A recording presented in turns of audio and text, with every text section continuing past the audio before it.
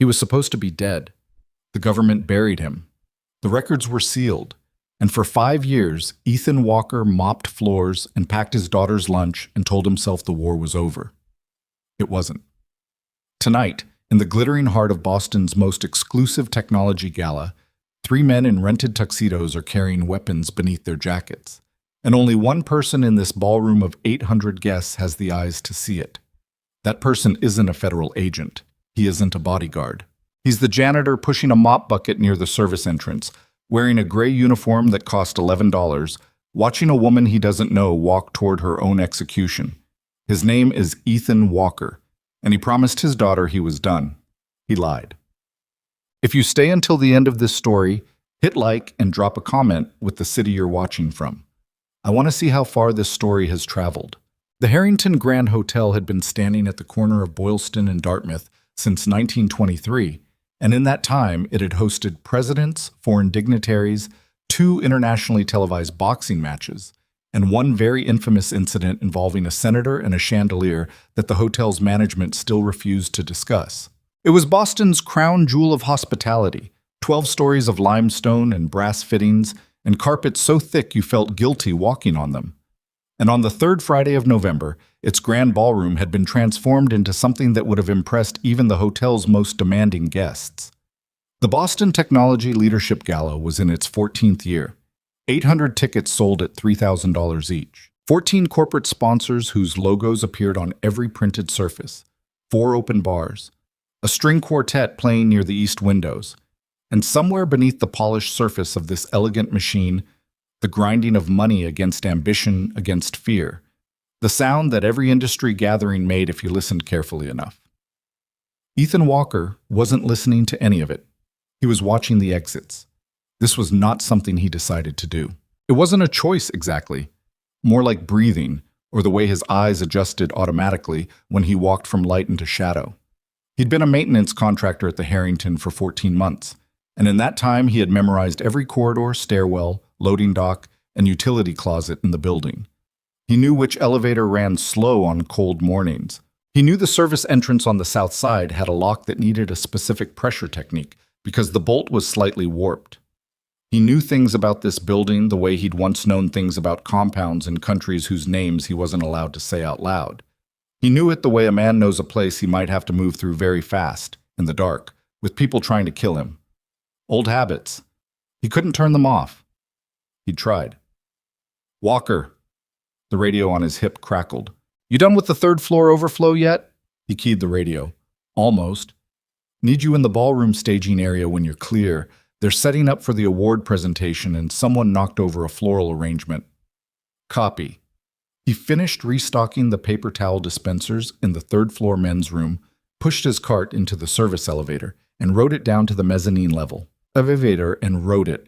Through the small window in the service corridor door, he could see the edge of the ballroom, the corner of a white tablecloth, the sleeve of a woman's evening gown, the polished shoes of a server carrying a tray of champagne flutes. The gala was at full temperature now. 800 people in formal wear, moving and clustering and laughing at things that weren't quite funny enough to laugh at, because this was the kind of event where the laughing was also a form of business. The air smelled like perfume and catered salmon and the particular odor of ambition, something between anxiety and cologne. Ethan pushed through the service door. He saw her immediately. This was not because Victoria Hale was the most famous person in the room, though she was, founder and CEO of Halcyon Security Systems at 30 years old, featured on the cover of 3 national magazines in the past 18 months, the architect of a cybersecurity platform that 4 U.S. government agencies had quietly licensed. He saw her because she was standing in the geometric center of the room, surrounded by a loose orbit of admirers and colleagues, and she was the only person at this entire gala who looked like she'd rather be somewhere else. Not bored, not uncomfortable, something else. Her smile was perfect, and her posture was perfect, and she was saying something to a gray-haired man in a navy suit that made him laugh in a pleased, grateful way. But her eyes kept moving. Fast, small movements, the way a person's eyes move when they're tracking something they can't quite identify yet. A smell or a sound, or the particular feeling of a room that's slightly off in a way you can't explain. Ethan had that feeling too. He located the knocked-over arrangement, a tall white orchid display near the stage riser, its vase cracked and water already seeping into the carpet, and crouched to begin cleaning it up. He worked methodically, the way he did everything. He didn't rush. He didn't make himself conspicuous. He was part of the furniture, and that was fine. Being furniture was something he was very good at. While he cleaned, he scanned. There were 12 members of the event security team visible, private contractors in dark suits with earpieces, standard professional presence for an event of this size. He'd seen them setting up that afternoon. He knew their rotation patterns because he'd been moving through the same spaces all evening. He didn't know the three men he was looking at now. They weren't grouped together. That was the first thing. Amateur threat actors clustered. These three were positioned at separate points in the room, one near the north bar, one at the edge of the dance floor, one standing close to the east entrance with a drink he hadn't touched in 40 minutes. Ethan had been in this ballroom for 11 minutes and he'd clocked all three within the first 90 seconds. They were dressed correctly. That was the work of someone careful. The tuxedos fit properly. The pocket squares were correct. The shoes were the right kind. Someone had prepared them. But there were things you couldn't entirely prepare.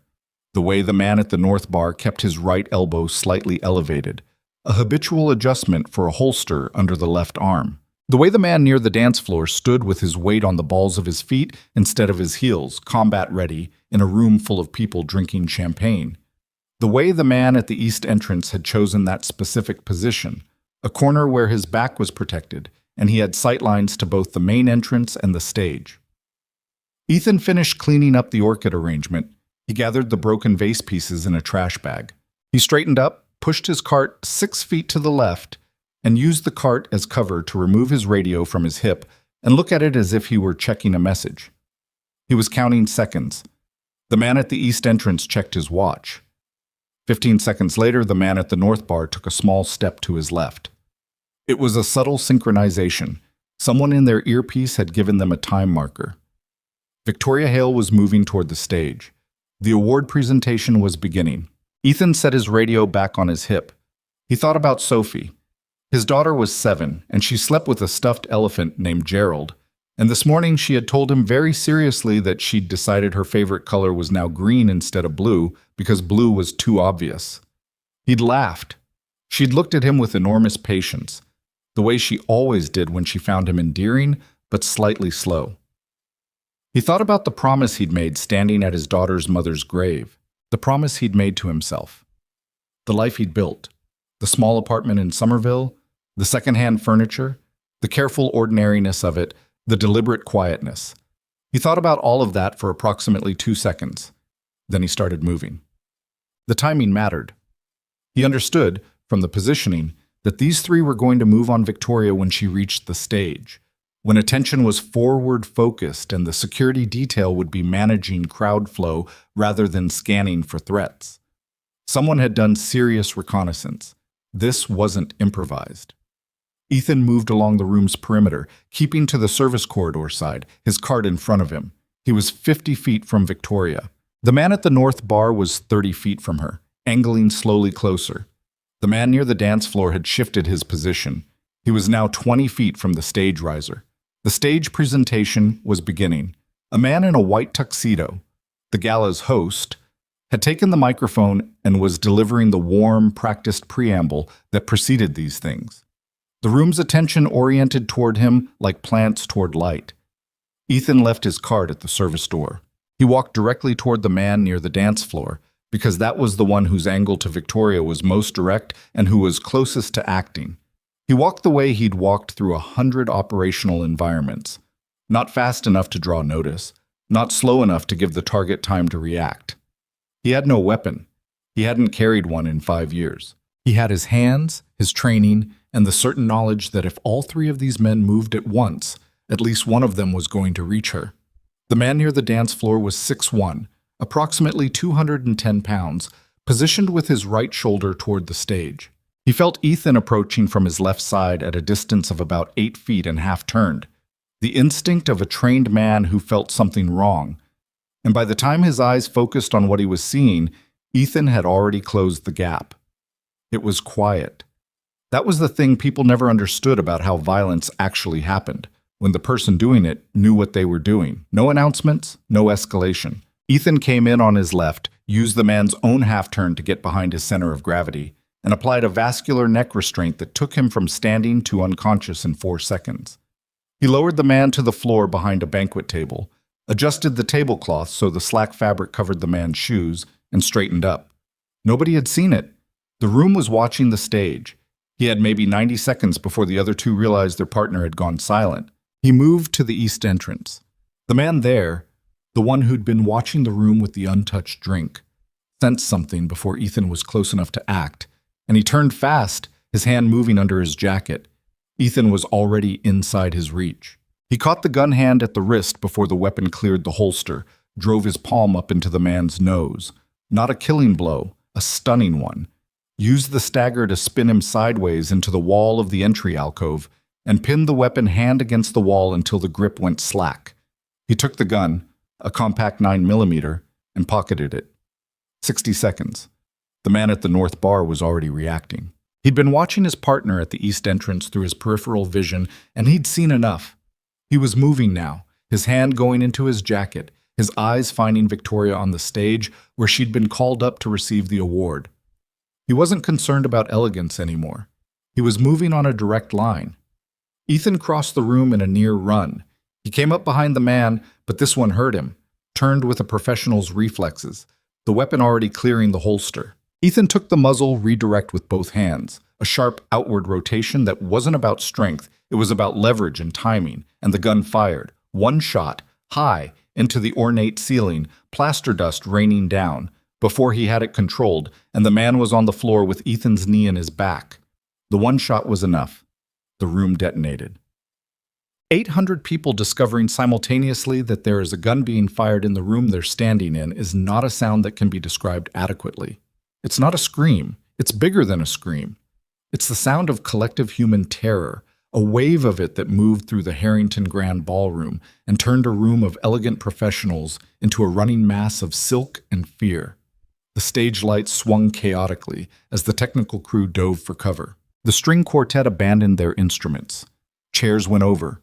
Tables were jostled, glasses fell, the sound of breaking crystal layered under the screaming like a fractured musical note. Victoria Hale went flat on the stage. She didn't freeze. She dropped, immediately and deliberately, putting the stage floor between herself and the direction of the shot. Ethan registered this in the fraction of a second he had available and updated his read on her. She had some training or very good instincts, and she was not someone who panicked. He was on the floor with the third man, the man's weapon now in Ethan's possession. The man was struggling. He was good. He wasn't giving up. And Ethan hit him precisely enough, in precisely the right place, that the struggling stopped. Then Ethan sat up on the ballroom floor of the Harrington Grand Hotel, holding 2 weapons he'd taken from professional killers, surrounded by 800 screaming people, and he understood with complete clarity that his life as a janitor named Ethan Walker was over. He set both weapons on the floor, flat, visible, his hands away from them. The private security contractors were converging. He could see their weapons drawn, shouting things he couldn't quite hear over the noise. He could see peripherally that at least 2 of them were going to reach him in the next 15 seconds, and they were going to be frightened and armed and looking for someone to pin this on. He laced his fingers behind his head and got on his knees. "Floor! Get on the floor!" "I'm complying," he said, calmly and loudly. "I'm unarmed. I've placed both weapons on the floor in front of me. There are 3 individuals down. They're alive, they were armed, they targeted the woman on the stage. I'm complying. I'm not resisting." He went prone, face down on carpet that still smelled like the cleaning solution he'd applied to it 3 days ago. Someone's knee went into his back. Handcuffs, not police grade, zip ties, cinched around his wrists. He didn't resist it. He lay still and breathed through the adrenaline that was doing things to his heart rate and his hands that he had no particular interest in, and kept his face completely neutral. Somewhere above the noise, through the screaming and the shouting and the sound of the evacuation beginning at the ballroom's main doors, he heard a voice. "Get off him!" It was a woman's voice, clear and direct, not loud but carrying the specific authority of someone who was used to being listened to. "Get off him. He saved my life." He turned his head and saw Victoria Hale standing 3 feet away. She'd come off the stage. Her dark green gown had a tear along the bottom hem where she'd hit the floor, and there was a thin red line along her left forearm that might have been from the stage steps, or might have been something worse. But she was standing, and she was composed in a way that was genuinely remarkable, given what the last 45 seconds had contained. She was looking at him with an expression he couldn't entirely read. Not gratitude, exactly. Something more complicated than that. Like someone trying to solve a problem and realizing the problem was larger than they'd initially estimated. "He was the one shooting," one of the security contractors said. "No," Victoria said. "He wasn't. I was on the stage. I saw the man with the gun. It wasn't him." She looked down at Ethan, still lying on the carpet with his hands behind his back. "What's your name?" "Walker," he said. "Ethan Walker. I work here." The Boston Police Department arrived at the Harrington Grand Hotel at 9:47 p.m., followed within 20 minutes by agents from the FBI field office on Cambridge Street.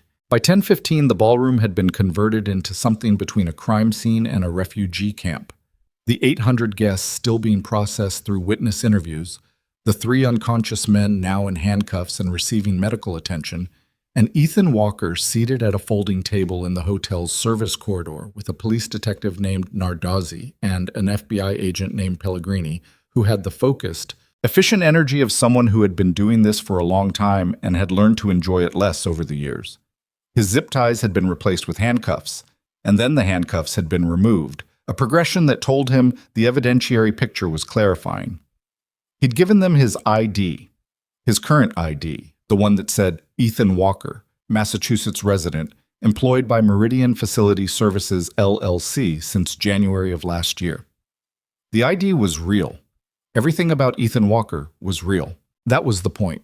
What was not technically real was that Ethan Walker had ever existed before 4.5 years ago. "You want to tell me again how you knew?" Nardozzi said. He was a compact man with reading glasses pushed up on his forehead and the slight permanent squint of someone who'd spent decades looking at things he didn't entirely believe. "I noticed them early in the evening," Ethan said. "The way they were positioned, the way they were standing. They didn't look like guests." "And you knew that how?" "I used to work in security." This was true in the sense that it was the least specific version of the truth available. "What kind of security?" "Government contractor, a long time ago." "You got documentation for that?" "No."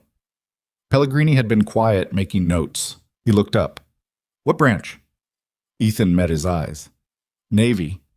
Something moved across Pellegrini's face. A micro-expression, too quick to interpret. He wrote something down. "Look," Ethan said. "I understand this looks complicated, but I watched 3 armed men position themselves to take a shot at Ms. Hale when she went to the stage, and I made a decision. You can decide what to do with me. I'm not going anywhere." "The weapons," Nardozzi said. "The 2 you collected. Those are going to take a while to trace." "I guess they're going to be clean. These weren't amateurs." Pellegrini looked at him steadily. "No, they weren't." He closed his notebook. "Stay in Boston. We're going to need to continue this conversation." They let him go at 12:30 a.m. His cart was still in the ballroom, presumably now evidence. He walked out of the Harrington Grand Hotel's service entrance into the cold November air and stood on the sidewalk for a moment, looking at the sky, which was the color of orange ink from the city lights against the low clouds. His phone had 3 missed calls from the babysitter and 1 text that said, "Everything okay?" "Seeing news reports about shooting at hotel where you work?" He typed back, "I'm fine. Coming home. Don't worry, Sophie." He typed it and then stared at it before he sent it. He'd been meaning to say don't worry about Sophie, but he'd left out the about. He sent it anyway and started walking toward the T.D. Chawos. Sophie was asleep when he got home. The babysitter, a college student from the floor above named Marisol, who Sophie called Mari and had decided was her secondary best friend after her school friend Danica, gave him the look that people give you when they've seen the news and are trying to decide how to ask. He thanked her, paid her, and gently insisted she go get some sleep. He stood in the doorway of Sophie's room. She was a chaotic sleeper.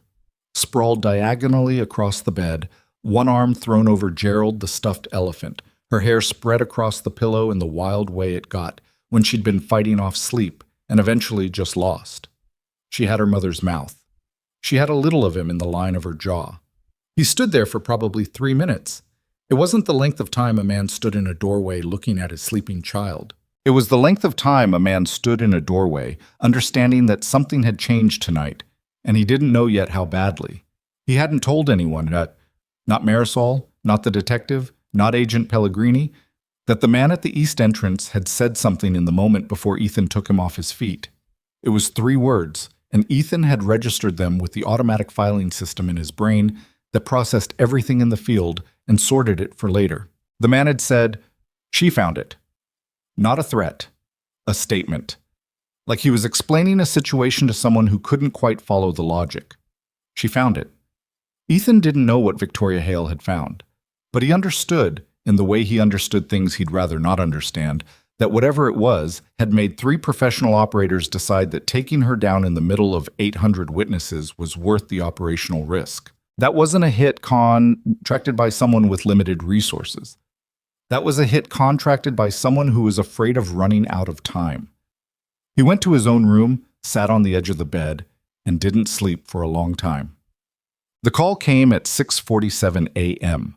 Sophie was eating cereal and watching a cartoon about a small orange cat who wanted to be an astronaut, and Ethan was standing at the kitchen counter with his second cup of coffee, and his phone rang with a number he didn't recognize. "Mr. Walker." A woman's voice. Professional, the vowels clipped in the way of someone from somewhere mid-Atlantic. "My name is Karen Solis. I'm the chief of staff for Victoria Hale. Ms. Hale would like to meet with you today, if that's possible." He looked at Sophie, who had turned around to tell him something important about the cat's plan to build a rocket from household materials.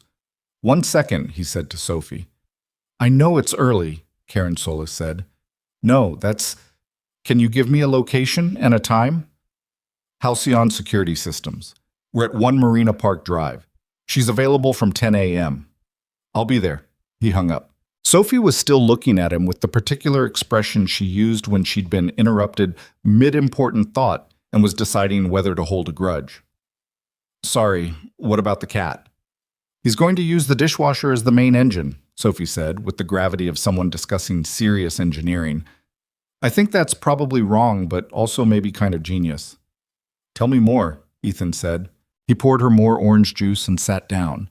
And for 40 minutes, he was just a father, having breakfast with his kid, and the Harrington Grand Hotel was a long way away. Halcyon Security Systems occupied 7 floors of a glass tower at the edge of the Innovation District, with views of the harbor that probably cost more than Ethan made in 3 years. The lobby was the kind that communicated money through restraint rather than display. Clean lines, a reception desk that was a single slab of pale stone, nothing ostentatious. The Halcyon logo, a small stylized H in muted steel blue, appeared exactly twice. People who needed to be impressed by more than that weren't the right clients. He was expected. The reception team handled him with smooth efficiency. Visitor badge, escort, elevator. He noticed the security layer without making it obvious that he noticed. 2 cameras in the elevator, a biometric reader at the executive floor, card access on the stairwells. Thorough, not excessive. Someone who knew what they were doing had designed this building's security posture. Karen Solis met him on the executive floor, a precise woman in her mid-40s with a tablet in one hand and the specific facial expression of someone managing 14 things simultaneously. She shook his hand, confirmed that he'd signed the NDA that had been emailed to him that morning. He had, and walked him through a corridor to a conference room with a wall of glass overlooking the harbor. Victoria Hale was standing at the window when he came in. She was dressed differently from the night before, obviously. Dark slacks, a slate blue top, her dark hair pulled back. The evening gown and the award presentation smile were gone, and without them she looked like what she actually was, a 30-year-old who had built something serious and was currently in the process of understanding that it had made her dangerous to certain people. She turned around when he came in. "Thank you for coming," she said. "Sit down, please." He sat. She stayed standing for a moment, then seemed to make a decision and pulled out the chair across from him. "Can I ask you something directly?" she said. "Yes." What you did last night, the way you moved, the way you handled those three men, that's not something you learn in a government security contractor job, or not any security contractor job that's above the table. No, he agreed. So what's the below-the-table version? He looked at her. She was watching him with very direct eyes. Not aggressive, not trying to intimidate, just genuinely wanting the information and smart enough to go straight for it. I was in a specialized operations unit, he said. Naval. It's been a long time. How long? I left the service 5 years ago. Left, she said, the word exact. Left, he confirmed, without explaining. She was quiet for a moment. Outside the window, a harbor ferry was crossing toward the airport, cutting a white line through the gray-green water. I need to tell you something, she said, because I think you deserve to know what you walked into last night, and because I think you're going to end up involved in this whether you want to be or not. What makes you think that? Because the FBI called me at 6 a.m. this morning. They've been running the names on those three men since last night. 2 of them have credible links to a private military contractor called Veritas Group. She folded her hands on the table. Veritas Group has active federal contracts. Department of Defense, primarily. They're significant. Ethan was very still. That name means something to you, she said. Keep going. She looked at him for a moment, really looking like she was recalibrating something. Halcyon has been developing a platform that monitors and audits encrypted government communication networks. About 6 months ago, while we were in the testing phase, we found anomalies. Data discrepancies in the audit logs. Large amounts of classified procurement data being accessed and copied by someone inside the Veritas Group network. She paused. We found it by accident. We weren't looking for it, but once we saw it, we couldn't unsee it. So you reported it. I'm in the process of reporting it. I'm scheduled to deliver a sealed testimony to a federal grand jury in 3 weeks. She met his eyes. Last night was someone trying to make sure I don't make it to that testimony. The room was quiet. Ethan could hear the faint ambient hum of the building's HVAC system, Veritas Group. He knew that name. He knew it the way a person knew the name of the thing that had changed the shape of their life. Not with nostalgia, not with sentimentality, but with the cold, flat recognition of someone who had put a lot of distance between themselves and a thing and was now watching that thing drive slowly past their window. He had been a lieutenant commander in the Naval Special Warfare Development Group. He had led operations in 12 countries, had operational read-ins to intelligence products that didn't exist on paper, had run missions that his official service record did not record. And 5 years ago, he had found something. A series of contracts, irregularities, procurement records that didn't match the operational record of missions he had personally participated in, equipment billed to missions that had never used it, funds routed through a contractor's network, a contractor named Veritas Group. He had reported it. He had not understood at the time that reporting it was the most dangerous thing he would ever do. What happened next was not something he thought about in sequence. It was a collection of images, like photographs scattered across a table. A meeting with his commanding officer that ended with the CO not meeting his eyes. A security review that was supposed to take 2 weeks and went on for 4 months. 2 men who came to his apartment in Virginia Beach and had a conversation with him that felt polite on the surface and wasn't. The formal recommendation for a medical discharge on grounds he didn't recognize. The documents that materialized somehow, replacing his operational history with a sanitized version. The suggestion, quiet, professional. The kind of suggestion that is also a directive, that a man with his skills and his knowledge would be much safer for everyone involved if he was no longer in the kind of public life that attracted official attention. We've arranged a transition for you, they'd said, a new location, new documentation. It's clean. We'll make sure it's clean. You'll be able to live quietly. You should live quietly. He'd had a 3-year-old daughter and no one else in the world, and he had taken the quiet life. He had moved to Boston. He had become Ethan Walker. He had mopped floors and packed lunches and been very, very quiet. He had not known that Veritas Group was still operating.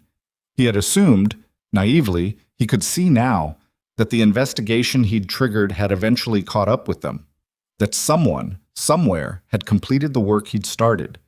Instead, they were here, sending men to galas. Mr. Walker. Victoria was watching him carefully. You know who they are. It wasn't a question. Yes, he said. How? He thought about the quiet life, the 14 months at the Harrington, the apartment in Somerville, the second-hand furniture, Sophie's stuffed elephant, the carefully constructed ordinary distance between himself and the kind of thing that was now sitting across from him in a conference room with a harbor view, looking at him with intelligent, direct eyes. It's a long story, he said. I have time. He looked at her, and he made a decision that he knew, even as he was making it, he couldn't entirely take back. So do I, he said. Chatam. He didn't tell her everything. He told her enough. The broad shape of it, the outline, the discovery, the documentation he'd found, the chain of events that had ended with his service record being surgically rewritten and a quiet suggestion that he relocate and become invisible. He omitted the operational specifics. He omitted the names of the people he'd spoken to. He kept it factual and organized, the way he'd been trained to brief, and when he finished speaking, the room was very quiet. Victoria had not moved while he was talking. She sat with her hands folded and listened, and when he stopped, she was quiet for a moment before she spoke. So you're the one who started this, she said. Not accusatory, just locating the fact. I don't know what investigation is still active or whether anyone ever followed through. I was removed from the picture before I could know. What I found, she said carefully, isn't just procurement fraud. It's larger than that. The data they were accessing and copying through our audit layer, it includes active intelligence assets, field operation schedules, personnel files, the kind of information that doesn't just benefit a corrupt contractor, the kind of information that gets sold. Ethan processed this. You're describing something that goes above the contractor level. Yes. She held his gaze. I'm describing a network. Veritas at the operational end, but behind them, I don't know who's behind them. The data patterns point to people with significant institutional access. Federal level. Outside, the harbor ferry had disappeared toward the airport. The gray water moved in small, restless patterns. The testimony, Ethan said. 3 weeks. I have everything documented, encrypted, backed up in multiple locations. If I make it to that testimony, it's over for them. If I don't, she stopped, and he saw for the first time that beneath the directness and the composure, she was frightened. She'd been frightened since last night, maybe since before last night, and she'd been managing it the way competent people managed fear. Not by pretending it wasn't there, but by continuing to function alongside it. They won't stop at one attempt, he said. No, I don't think they will. He was quiet for a moment. He thought about the man at the east entrance, the 3 words spoken in that instant before the room went loud. She found it, the resignation in it, the sense of a problem that needed to be solved. Your current security arrangement, he said. Standard executive protection. 2 personal security consultants from a firm my board recommended. They're competent, but they're... She searched for the word. They're competent at normal problems. And this isn't a normal problem. No. She looked at him directly. I know this is a significant ask, especially given everything you just told me, but I'd like you to take a formal role overseeing my security for the next 3 weeks. Through the testimony. After that, I don't know. We figure out what after that looks like. Ethan looked at his hands, the hands that had cleared 2 weapons from 2 men last night without spilling a drink, the hands that made Sophie's breakfast every morning and helped with second-grade math homework and had, 5 years ago, made a solemn and deliberate decision to stop being the hands that they'd just been. I have a daughter, he said. She's 7. She's my first priority. Before anything else, before anything you need, she stays safe and she stays out of this. Understood completely. And I need to know everything, every document you have, every data point, every threat assessment. I don't operate without full picture. You'll have it. The 2 security consultants you have, I'll assess them. If they're useful, I keep them. If they're not, I'll tell you. Your call. He looked out at the harbor. He thought about the quiet life he was probably watching slip away, and he thought about the man who had said she found it, and he thought about the fact that 5 years ago he had started something and then been forcibly removed from it, and here it was again, finding its way back to him on the 3rd floor of a glass tower in Boston. All right, he said. Victoria exhaled, a small, controlled release. Thank you. Don't thank me yet.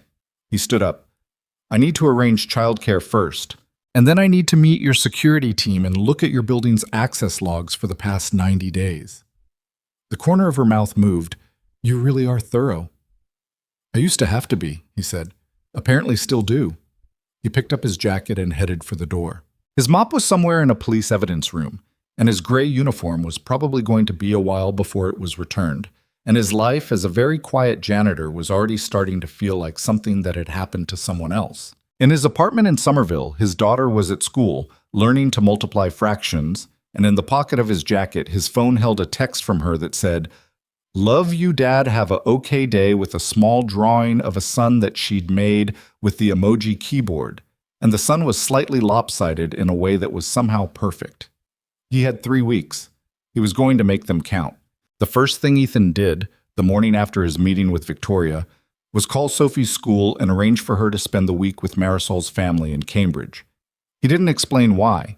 He said there was a work situation, which was true in the broadest sense, and Marisol's mother, a warm, unflappable woman named Delia, who ran a catering business out of her house and had 3 kids of her own, said, of course, Sophie was always welcome. They'd love to have her.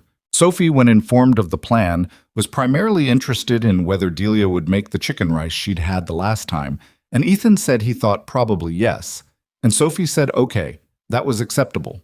He dropped her off at 7:30 a.m. She hugged him hard at the door.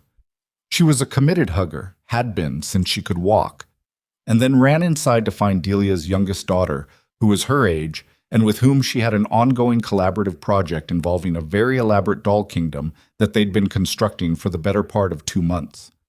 He stood at the door until it closed, and then stood on the sidewalk for another 30 seconds after that, looking at the house, before he got back in the car. He'd told Sophie the work situation might take a few weeks. She'd looked at him with that particular expression she had, the one where she was deciding how much to push. And then she'd said, "You'll call every night?" Every night. Even if it's late? Even if it's late. She'd considered this with the gravity of someone reviewing contract terms and then nodded, satisfied. Okay. He drove to One Marina Park Drive with a coffee from a drive-thru, a duffel bag in the trunk, and the particular internal stillness of a man who has made a decision and is now past the point of reconsidering it. Victoria's security team occupied a converted conference room on the 4th floor.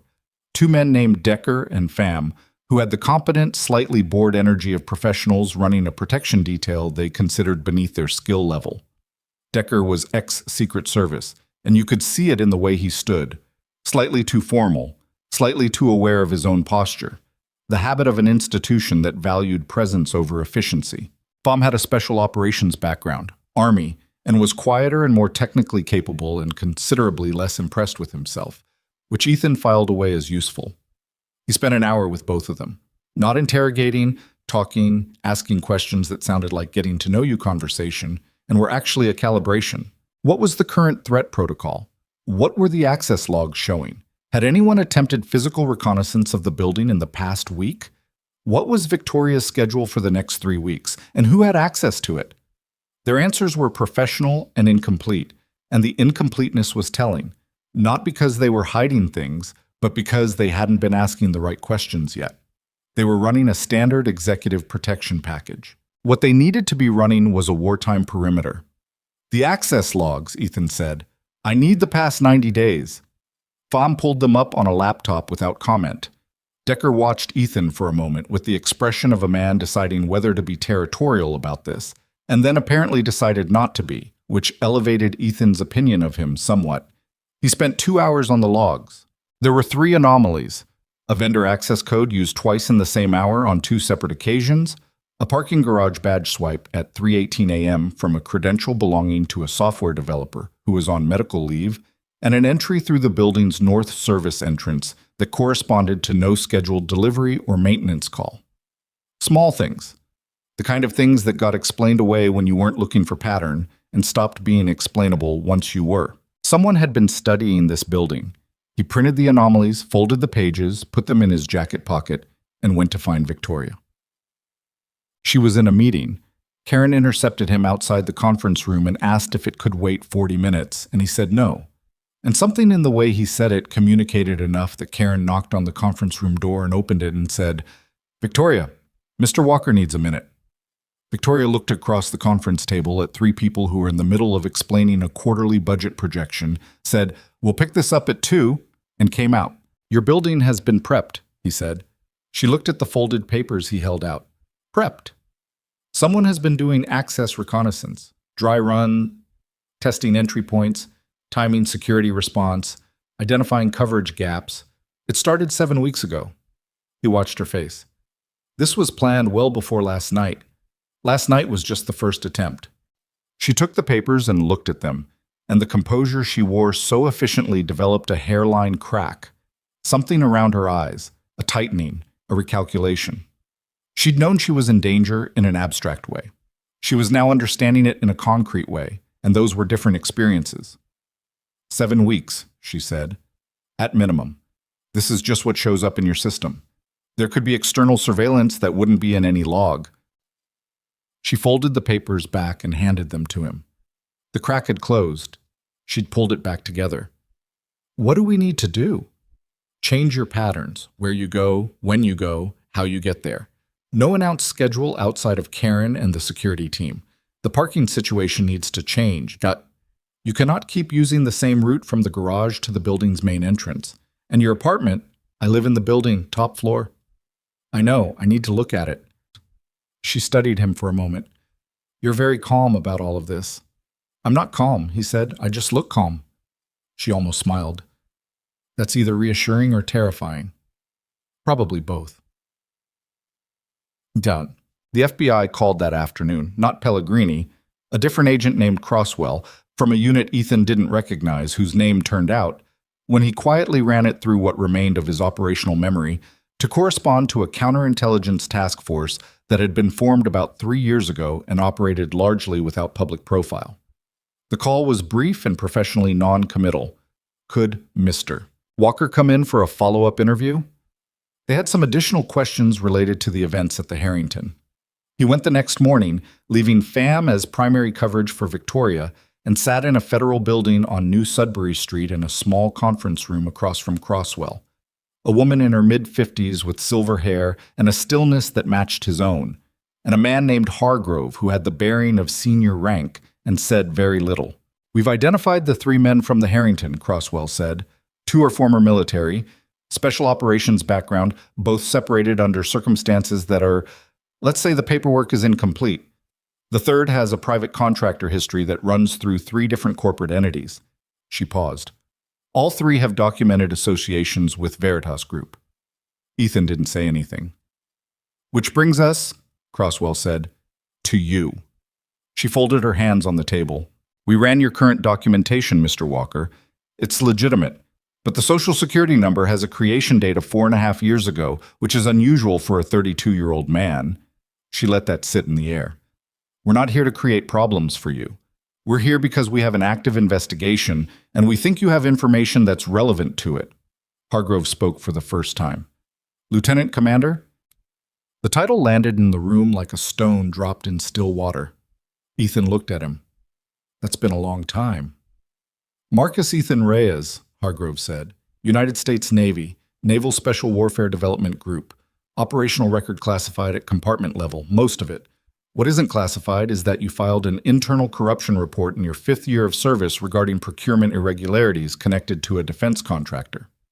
He paused, after which your service record was significantly altered, your identity was administratively transferred, and you effectively ceased to exist. The room was very quiet. There's an open federal investigation into Veritas Group, Crosswell said. Has been for 2 years.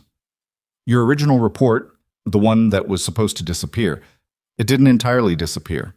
A copy of it ended up in the hands of an investigative unit that wasn't connected to the people who wanted it buried. It's been part of our file. She looked at him steadily. We've been looking for you? Ethan sat with this information for a moment. 2 years. They'd been building a case for 2 years and nobody had come to find him, and then Victoria Hale had accidentally uncovered the same network through a completely separate vector, and now 3 men were in federal custody, and the whole thing had come into the open. What do you need from me? He said. Right now, we need to know what you know.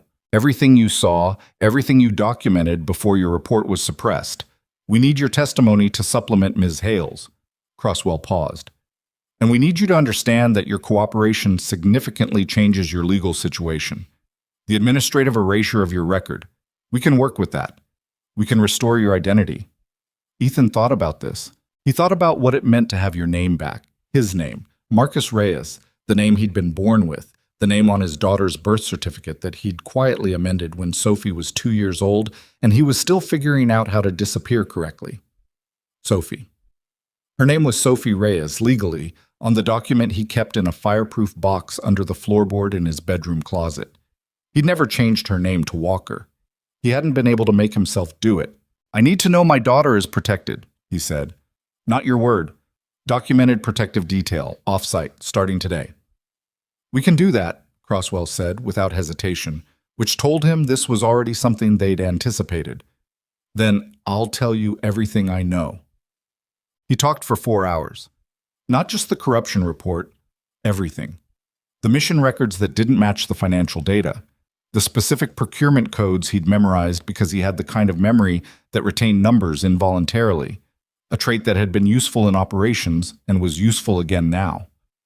The names of 2 men inside the Naval Command structure who had been present at the meeting where he'd been told to be quiet and disappear.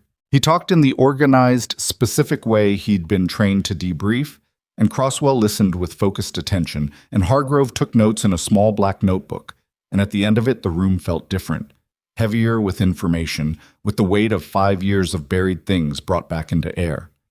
When it was over, Crosswell gathered her notes and said, "We'll need you available for additional sessions. And Mr. Walker." She stopped, corrected herself. "What would you like us to call you?" He thought about it. It was a genuinely complicated question. Ethan Walker had done 14 months of honest work at the Harrington Grand Hotel. He'd come home to that name every night. Sophie called him Dad, which superseded the question entirely, but beyond that, "Ethan's fine," he said. "For now." She nodded. "We're going to move quickly. Veritas is aware the operation at the Harrington failed, which means they're going to escalate. Ms. Hale's timeline to testimony is 3 weeks, and that window is going to be contested every day." "I know," he said. "That's why I'm staying with her." He got up, thanked them with the minimal courtesy appropriate to the situation, and went back to 1 Marina Park Drive. Victoria had cleared an office for him on the security floor, a small room with a desk, a monitor, and a window that faced the interior atrium rather than the street, which was either an oversight or a subtle security decision, and he chose to believe the latter. He spent the evening reviewing the full document file Karen had assembled, Victoria's itinerary for the next 3 weeks, the Halcyon security protocols, the technical documentation underlying her testimony. She knocked on the doorframe at 7:30 p.m. She was still in work clothes but had taken her hair down, and she was holding 2 cups of coffee.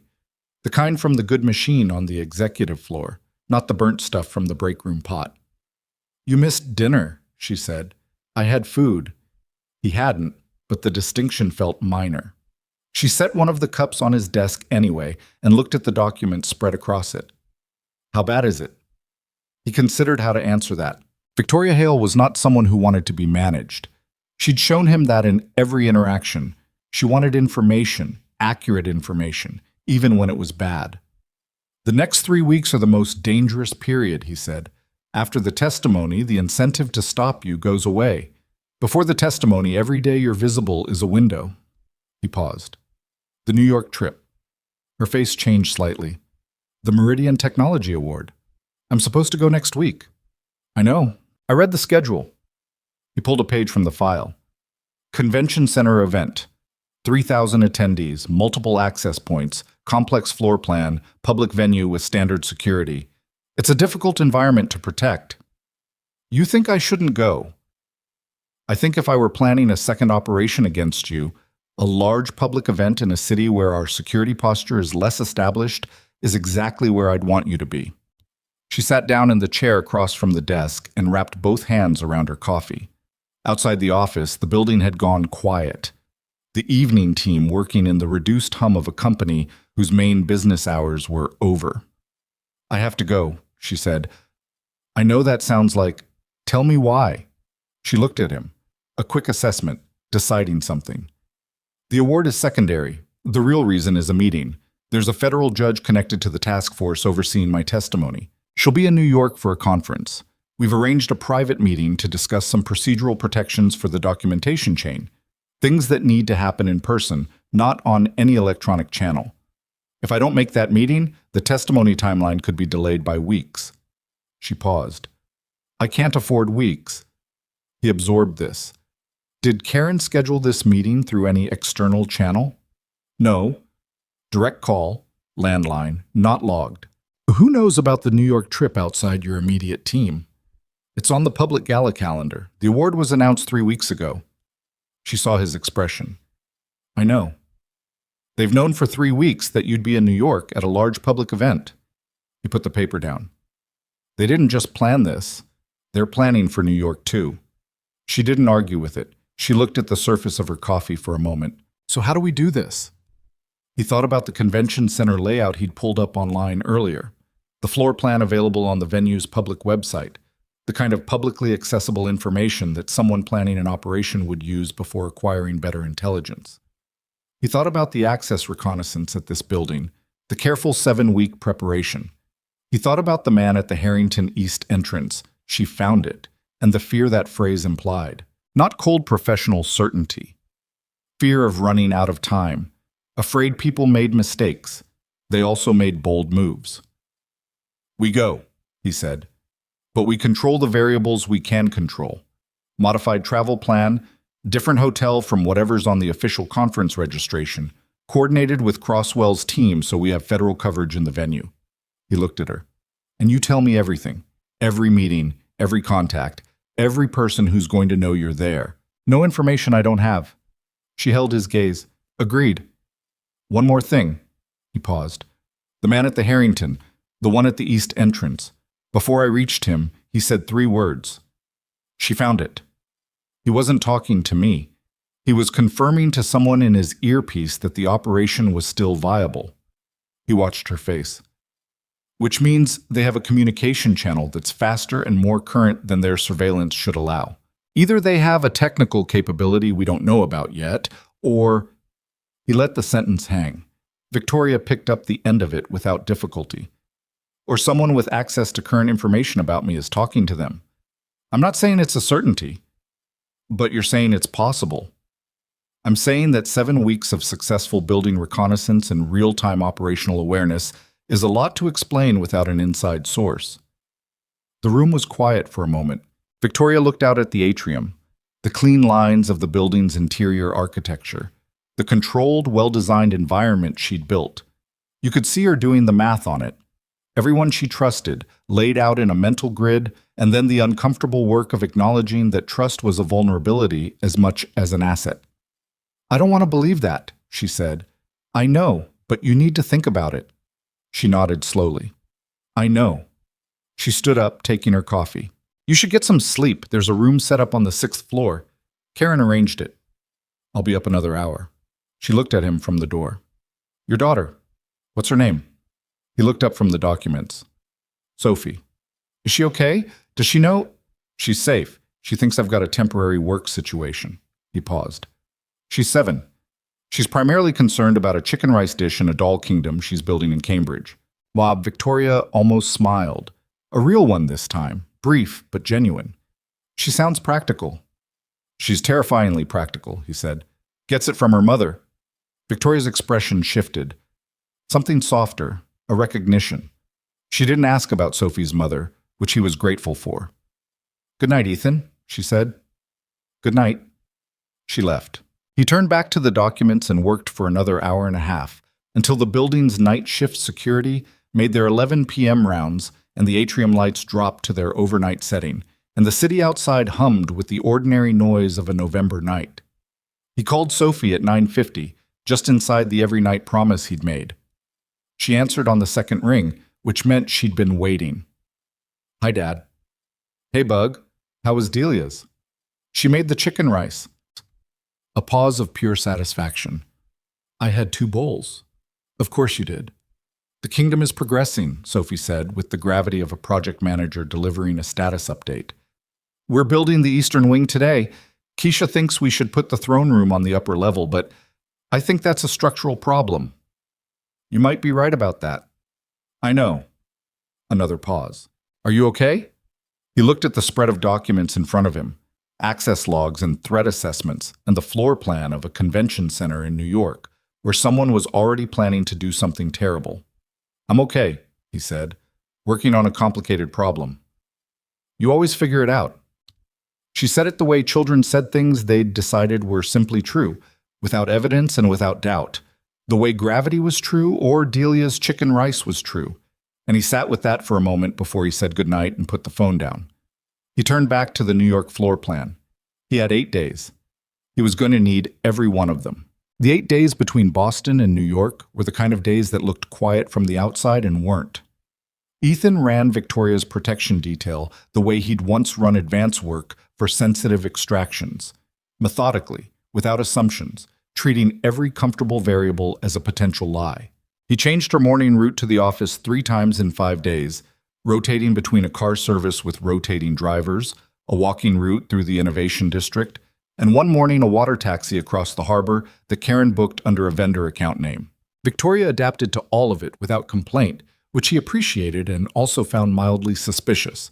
In his experience, people who accepted security constraints without complaint were either naturally disciplined or had been frightened into cooperation, and he wasn't entirely sure which one she was. He ran background checks on every member of Halcyon's executive floor staff, quietly, through Crosswell's office, flagged as counterintelligence support rather than HR review, so it didn't generate internal visibility.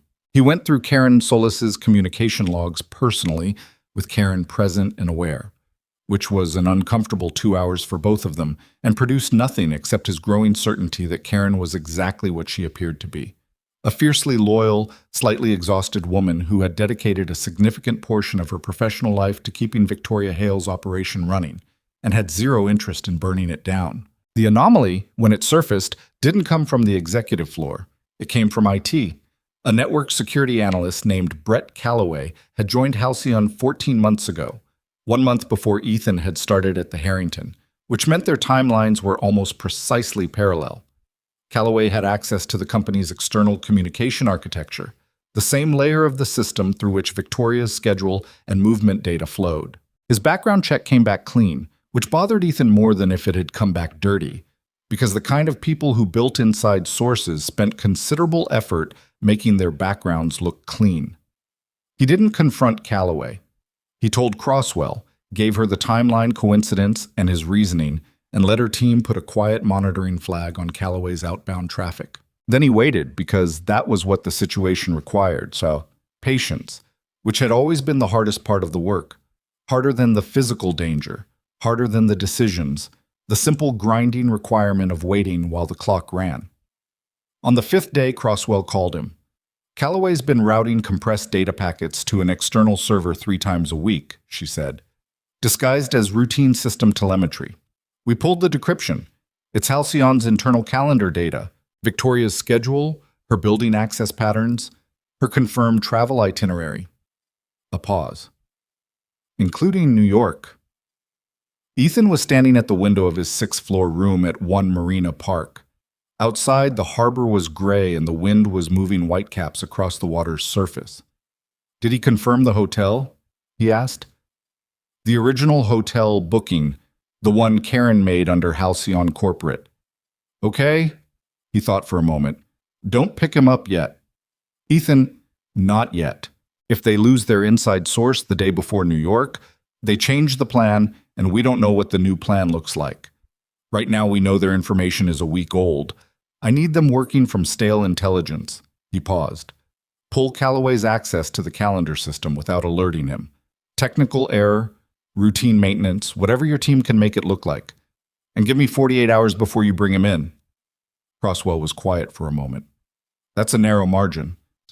I know, but a blind operation is harder to run than a prepared one, and I'd rather they be blind in New York than thinking they have current data they can trust. She agreed, reluctantly. He could hear the reluctance. It was the sound of a careful investigator being asked to leave a known threat in place for strategic reasons, which was a request that violated every instinct her training had built. He understood it. He'd made peace with it, which was its own kind of damage, the kind that accumulated quietly over years of work and didn't announce itself until you were standing at a window watching harbor water at 6 in the morning, thinking about your daughter's doll kingdom. He went downstairs and told Victoria about Calloway. She took it badly, not explosively. She didn't raise her voice, didn't break anything, didn't do any of the things that people sometimes did with information like this. She sat very still at her desk and looked at a point on the wall behind Ethan's left shoulder and was quiet for long enough that he started to say something, and she held up one hand just slightly, and he stopped. 14 months, she said finally. Yes. He was in the office when we found the Veritas data. He was part of the team that ran the initial audit. She looked at Ethan. He knows exactly what we have and how we documented it. Which means Veritas knows too. But what they don't know is how much the federal case has grown from it. What you found gave Crosswell's team enough to build significantly. Calloway can only tell them what Halcyon has, not what federal intelligence has assembled independently. She absorbed this. Is there anything else I've trusted that I shouldn't have? It was a hard question. He answered it honestly. I don't know yet. This is the one we found. She nodded slowly. She looked, for just a moment, genuinely tired. Not the surface tiredness of a long day, but something older, the weariness of someone who had been running very fast for a long time and was starting to feel the distance. Okay, she said. What do we need to do for New York? They flew on Thursday morning, a charter out of a smaller regional airport north of the city, booked under a corporate entity 3 degrees removed from Halcyon. Ethan, Victoria, Pham, and Decker. Karen stayed in Boston to manage the office and coordinate with Crosswell's team on the Calloway situation. The hotel was different from the original booking, a smaller property in Midtown that Ethan had selected himself based on structural layout and the fact that it had been chosen less than 72 hours before travel, giving no advance window for surveillance. Victoria used the flight to review documents. She worked with the focused, unself-conscious concentration of someone who had long since stopped caring what she looked like when she was thinking. Ethan sat across the aisle and looked out the window at the flat gray November sky and ran the convention center floor plan through his head for the 14th time. The Meridian Convention Center on West 40th Street was a large modern venue, 7 floors, 3 main event halls, 17 breakout rooms, a ground floor atrium with 4 street-level entrances and a loading dock on the building's west side. The Technology Awards Gala occupied the 4th floor main hall, capacity 2,800. There were 6 stairwells, 2 freight elevators, and a service corridor system that ran along the building's north wall on each floor. He'd asked Crosswell for federal presence in the building. She'd given him 4 agents, which was what she could justify without raising the operational profile high enough to become visible. 4 agents in a building of 3,000 people was a thin line. He knew it. She knew it. You're quiet, Victoria said. She'd closed her laptop. I'm thinking. About the floor plan. Yes. Tell me what you're worried about. He looked at her. She wasn't asking for reassurance. She was asking because she wanted to understand the problem, which was a different thing and deserved a different answer. A coordinated assault in that building is a significant operation, he said. Multiple operators, communications, staged positioning.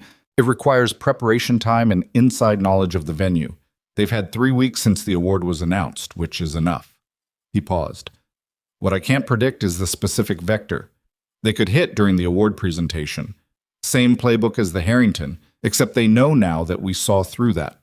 Or they could try to isolate you during transit, between the hotel and the venue, or inside the building before the main event. Or they could go after the federal meeting. Victoria straightened slightly. You think they know about the meeting? Calloway knew about New York. He may not have known about the federal meeting specifically, but if they have any coverage of the judge's movements... He stopped. It's a possibility I'm treating as a probability. She looked out the window. The ground below was the urban density of the northeastern corridor, a continuous gray and brown sprawl that would eventually become New York. If they go after the judge has federal protection. She's not my responsibility. You are. She's part of the testimony process. I know, Crosswell knows too, it's being handled. He paused. You need to focus on your piece of this. Let the agencies handle theirs. She turned back from the window. You're very good at compartmentalizing. It's a survival skill. Doesn't it bother you, cutting things off like that? He thought about how to answer that honestly. Yes, he said. It bothers me constantly. I just don't let it interfere with the work. She looked at him for a moment with an expression he was starting to recognize. Not professional assessment, something more personal, the look of someone building an accurate picture of another person and periodically updating it as new information arrived. How long were you in? She asked. 9 years? And Sophie's 7. Her mother died when Sophie was 14 months old. Complications from a surgery? Nothing dramatic, just one of those things that happens and shouldn't. He said it the way he'd learned to say it, clearly without the catch in it, because the catch was there and always would be, but it didn't need to be everyone's problem. I put in for compassionate reassignment. They gave me desk duty. 8 months later, I found the Veritas discrepancies, and the reassignment became permanent in a different way. Victoria was quiet. I'm sorry about her mother. Thank you. The pilot announced their descent. Ethan turned back to the window and watched New York come up to meet them through the low November clouds. Check. Thursday night, Ethan walked the convention center. He went as a vendor rep, using credentials Crosswell's office had arranged, accompanying a catering inspection team through the 4th floor and managing to separate from the group for 40 minutes without it being remarkable. He moved through the main hall, the service corridors, the stairwells. He found the freight elevator and rode it to each floor. He located the building's security office on the 2nd floor and noted the camera coverage pattern. Comprehensive on the main corridors, thinner in the stairwells and service areas, a gap on the west side of the 4th floor where 2 cameras had overlapping blind spots. The blind spot was approximately 30 feet from the main hall's east entrance. He stood in it for 30 seconds, looking at the geometry of the space. Someone else had stood here too. He couldn't prove it, but the blank space in the coverage pattern was too convenient, positioned exactly where you'd want it if you were planning to stage something and needed a dead zone in the recording. He photographed it with his phone and sent it to Crosswell with a single message. They've been here. West blind spot, 4th floor. Cover it. She replied 9 minutes later. 2 agents will have eyes on that position before the event opens. He continued his walkthrough. He found 2 other positions he didn't like. A maintenance closet on the 4th floor that had been restocked recently, but showed signs of having been opened and closed, more than restocking alone would explain, and a section of the service corridor on the north wall where the floor showed faint scuff marks that were inconsistent with normal cleaning equipment traffic. Small things. The traces that careful people left despite being careful because physics didn't make exceptions. He got back to the hotel at 11:30 p.m., checked in with Fam on the overnight watch, and called Sophie. She answered, sounding slightly sleepy, which meant she'd been up later than Delia probably intended. You're still awake, he said. I was reading. A pause that suggested this was not entirely true. How's New York? Cold. How's the kingdom? The eastern wing is structurally sound, she said, and he could hear the satisfaction in it. Keisha agreed about the throne room. It's on the ground level now, which is much more accessible for the subjects. Good thinking. Dad. Her voice shifted slightly. That particular shift he knew, the one that meant she was about to say something she'd been thinking about for a while. Are you doing something dangerous? He was quiet for a moment. Sophie was 7, but she had her mother's perceptiveness, and she'd grown up with him, which meant she'd grown up with someone who was very good at not showing things, and she'd become very good at reading the gap between what he showed and what was there. I'm helping someone who needs help, he said, and I'm being very careful. You always say you're being careful. Because I always am. That's not really answering my question. He looked at the ceiling of the hotel room. You're 7, he said. You're not supposed to be this perceptive. Mom was perceptive, Sophie said, without self-consciousness. She talked about her mother with a matter-of-fact ease that sometimes stopped his heart, because she'd constructed her understanding of her mother from photographs and his stories, and the particular way a child builds a person from fragments and loves them completely anyway. You told me that. She was, he said. She definitely was. So, a pause. Are you okay? I'm okay, Bug. I promise. Okay, she said, deciding to believe him. Come home soon. Soon, he said. He lay on the bed for a long time after that without sleeping, running the fourth floor geometry through his mind until it was as familiar as the Harrington had been. And somewhere around 2 a.m., he slept for 4 hours and dreamed about nothing he could remember. The gala began at 6 p.m. By 4, Ethan had positioned Decker at the main hall entrance and Pham on the service corridor at the north wall. Crosswell's 4 agents were distributed, 2 in the main hall posing as attendees, 1 at the west blind spot, 1 on the building's ground floor covering the primary exit routes. He'd briefed all of them that morning in a hotel conference room, going through the floor plan in a way that left no ambiguity about who was covering what and what the communication protocol was if something moved. Victoria got ready in her hotel room with a kind of focused efficiency that reminded him of himself in operational prep. Deliberate, quiet, nothing extraneous. She came out in a dark navy gown that was elegant without being conspicuous, her hair up, and he registered that she looked composed, and also that composure was, by now, something she had to choose rather than something that came naturally, which was a significant distinction. "How do I look?" she asked.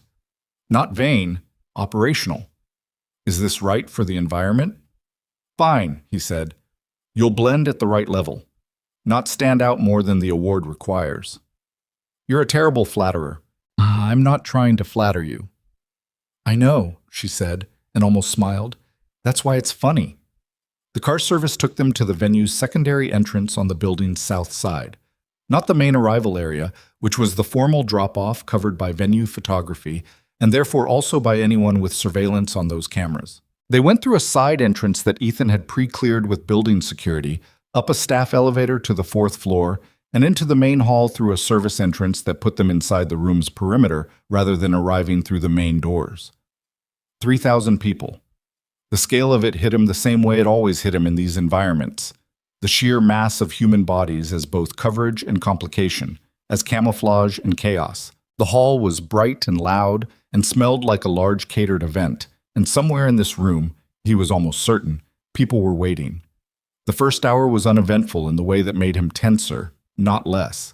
Victoria worked the room efficiently, speaking with the people she needed to speak with, accepting congratulations with the right degree of warmth. He stayed close, not attached to her, not obviously her protection, just nearby, a man in a suit among many men in suits, watching the room in the way he'd been watching rooms his whole adult life. At 7:20, his earpiece cracked. Pham's voice, controlled but tight. "Movement in the North Service Corridor. 2 individuals, maintenance uniforms, doesn't match the building's crew roster. Hold position. Don't approach. Crosswell?" One of the federal agents, a man named Torres, who had a quiet confidence Ethan had appreciated in the morning briefing, responded immediately. "I have visual on the west entrance. One individual who's been standing in the same position for 18 minutes. Drink in hand, not touching it.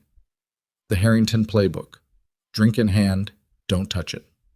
"Positions," Ethan said quietly. He moved to Victoria, who was mid-conversation with a man from the award committee. He touched her elbow. The signal they'd agreed on, light pressure, twice. Her expression didn't change. She finished her sentence, laughed at something, and smoothly turned as if she were moving to greet someone else. "Now?" she said under her breath. "Moving," he said quietly. "Stay with me." He moved her toward the center of the hall. Counterintuitive, but the perimeter was where the position threats were. He was calculating vectors, coverage, the likely approach angles from the service corridor, the west entrance, wherever else they had people. That was when the lights went out. Not a flicker. A complete, building-wide cut. The main hall dropped into absolute dark for 3 seconds before the emergency lighting activated, red-tinted and dim, throwing the room into the particular disorientation of a familiar space made strange. 3,000 people processed the change in the way crowds always did. First silence, then voices, then the beginning of panic's edge, the restless movement of people who didn't know which way to go. "Torres," Ethan said, "west entrance individual is moving. He's got something." A burst of static. Ethan had his left hand on Victoria's arm and his right hand free. He was scanning in his red half-dark, using the emergency lighting to read the room's movement patterns, looking for the shapes that were moving with purpose through the confusion of people who were moving without it. He saw one coming from his left, A man in a maintenance uniform, moving fast, not bothering with subtlety now. Ethan stepped into his path, took the impact, used the man's momentum against him with a controlled redirect that put the man into a table. Crystal broke. People screamed and moved away, clearing a circle of space. A second shape from his right.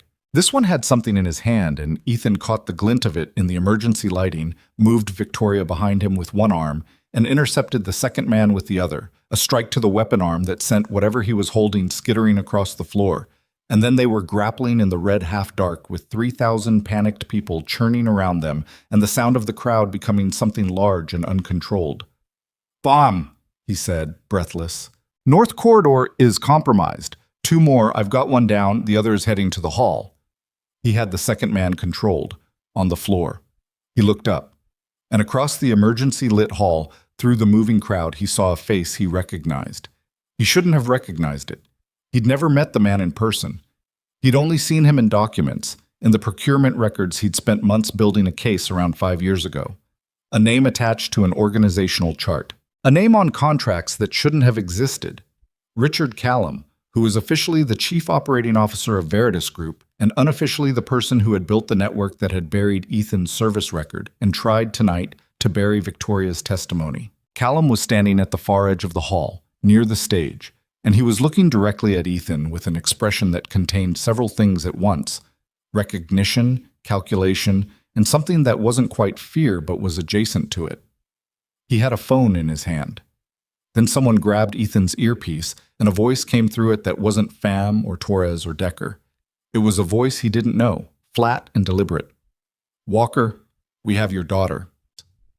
The room went very still around him. Not the actual room. The room was still chaos, still screaming and emergency lighting and the far sound of sirens beginning outside.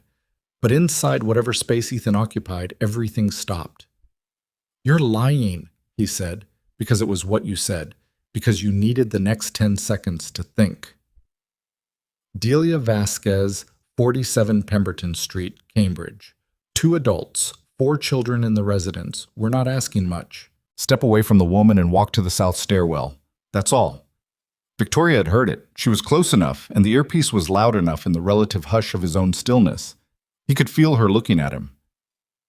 Ethan looked across the hall at Callum, who was watching him with a patient expression, the expression of a man who had done the math on a father and a child, and was comfortable with what it added up to.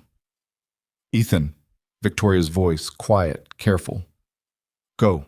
I'm not leaving you. If they have Sophie, they're trying to separate us. It's the play. Divide the protection and then move on you in the confusion." He said it clearly, because it was true, and also because saying it out loud was the only way he could hold it in place, hold himself in place, when every instinct he had was already trying to drag him toward the door. "If I leave, you're exposed. And if Delia's house is actually compromised, Crosswell's team is 30 minutes from Cambridge." "And if it isn't 30 minutes? Her voice was steady, but he could hear what was underneath it. He looked at Callum. Callum had started moving, slowly, along the wall, toward a door behind the stage, going somewhere, not waiting anymore. "Torres," Ethan said. "Go," Torres responded immediately. "I have visual on Hale. Decker just came in from the main entrance. We've got her. Callum is moving, stage adjacent south wall." He kept his eyes on the man. "Do not lose him."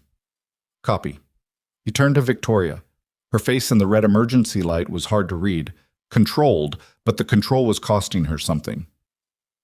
"Crosswell," he said into the earpiece, "I need immediate welfare check. Cambridge, 47 Pemberton Street. Code red, potential hostage situation. Sophie Walker, 7 years old." Crosswell's voice came back in 4 seconds. "Dispatching now. ETA 12 minutes. 12 minutes. He looked at Victoria. She looked back at him. Neither of them said anything for a moment because there was nothing that fit inside the moment without being either too small or too large. "Go," she said again. Differently this time. "Torres has me. Go." He went. He hit the south stairwell at a run, taking the stairs 4 at a time, through the lobby and out the building's side door into the cold New York night. He had his phone out before he reached the sidewalk, dialing Crosswell directly, moving east on 41st Street because he needed to move, needed his body doing something with what was happening in his chest. Crosswell. Units are en route. 8 minutes now. Tell them to go quiet. No sirens. Already told. He stopped on the sidewalk. He was on 40th Street in Midtown Manhattan, surrounded by ordinary Thursday night New York. Taxis, pedestrians, the distant sound of the city's permanent background noise. And his daughter was in Cambridge, Massachusetts, and he was here, and the distance between those two facts was the most unbearable geography he had ever existed in. His phone rang, a number he didn't recognize. He answered it. "Dad?" Sophie's voice, tight, controlled, trying very hard. "Dad, there are men at the house." "I know, Bug. I know." He kept his voice level through an act of will that used everything he had. "Are you hurt?" "No, we're in Keisha's room. Delia locked us in." "Good. Delia did exactly right. Listen to me. I need you to stay in that room. Stay low, stay away from the window, and don't open the door unless you hear a police officer identify themselves." "Can you do that?" "Yes." A small sound, not quite a sob, caught and held back. "Are you coming?" "I can't get there in time," he said, and the honesty of it was a physical thing, something that lived in his chest with sharp edges. "But there are people coming who will. 8 minutes. You can do 8 minutes." "Okay," she said, small, certain. "Stay on the phone with me." "Okay."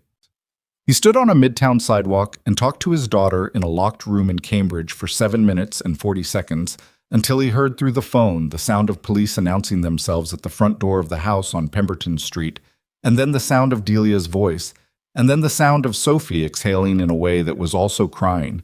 The release of 7 minutes and 40 seconds of being very, very brave. "They're here," she said. "The police are here." "Good. Go with them. Stay with Delia." "Dad?" Her voice was shaking now that the shaking was allowed. "I want to come home." "Soon," he said. "I promise." He stood on the sidewalk until he was sure she was safe, his phone against his ear, the cold air moving around him and the city indifferent in the way that large cities are indifferent, continuing, as it always did, as if the particular catastrophe of any individual life was a minor feature of the landscape. Then he turned around and went back inside. Victoria was where Torres had her, a secured position near the main hall's staff entrance, Decker on one side, Torres on the other. When Ethan came back through the door, she looked at him with a question she didn't ask out loud. "She's safe," he said. Victoria closed her eyes for exactly 2 seconds. Then she opened them. "Callum?" "I don't know yet." His earpiece was silent on Callum, which meant either Torres had him or Torres had lost him, and the difference between those two outcomes was the difference between this being over and it not being over. The answer came 4 minutes later. Torres's voice from somewhere in the building's upper floors, a controlled report with noise behind it that sounded like movement, like something physical recently concluded. "Callum is in custody," Torres said. "4th floor freight access. He had a go bag, documents, a drive. We have everything." The chaos in the hall was still resolving. Guests being directed out, building security trying to account for everyone, police arriving at the main entrance. Someone had gotten photographs of the confrontation in the main hall, which meant the story was already being written somewhere on a phone screen. The particular compressed narrative of events that social media built in real time, partial and loud and mostly wrong in the details. None of that was his problem right now. He turned to Victoria. She was standing very straight, the way she'd been standing since the lights went out. Through all of it, the chaos and the fighting and the voice in the earpiece threatening a 7-year-old girl, standing straight, because she'd decided to and because she wouldn't let herself not. "It's not over," he said. "Callum is one piece. There are people above him who haven't been reached yet." "I know." She met his eyes. "But we're still here." "We're still here," he agreed. Outside, the sirens were getting louder, and the city was indifferent. And somewhere in Cambridge, a 7-year-old girl was safe in a house on Pemberton Street, and the eastern wing of a doll kingdom was structurally sound, and Ethan Walker stood in the red-lit wreckage of an almost catastrophe and held all of that together with both hands. Richard Callum didn't say anything for the first 6 hours. This was not unexpected. Ethan had seen the type before. Men who operated at the organizational level Callum occupied learned to treat silence as their primary asset in the hours immediately following capture. Talk too early, and you gave up leverage before you understood the shape of what they had on you.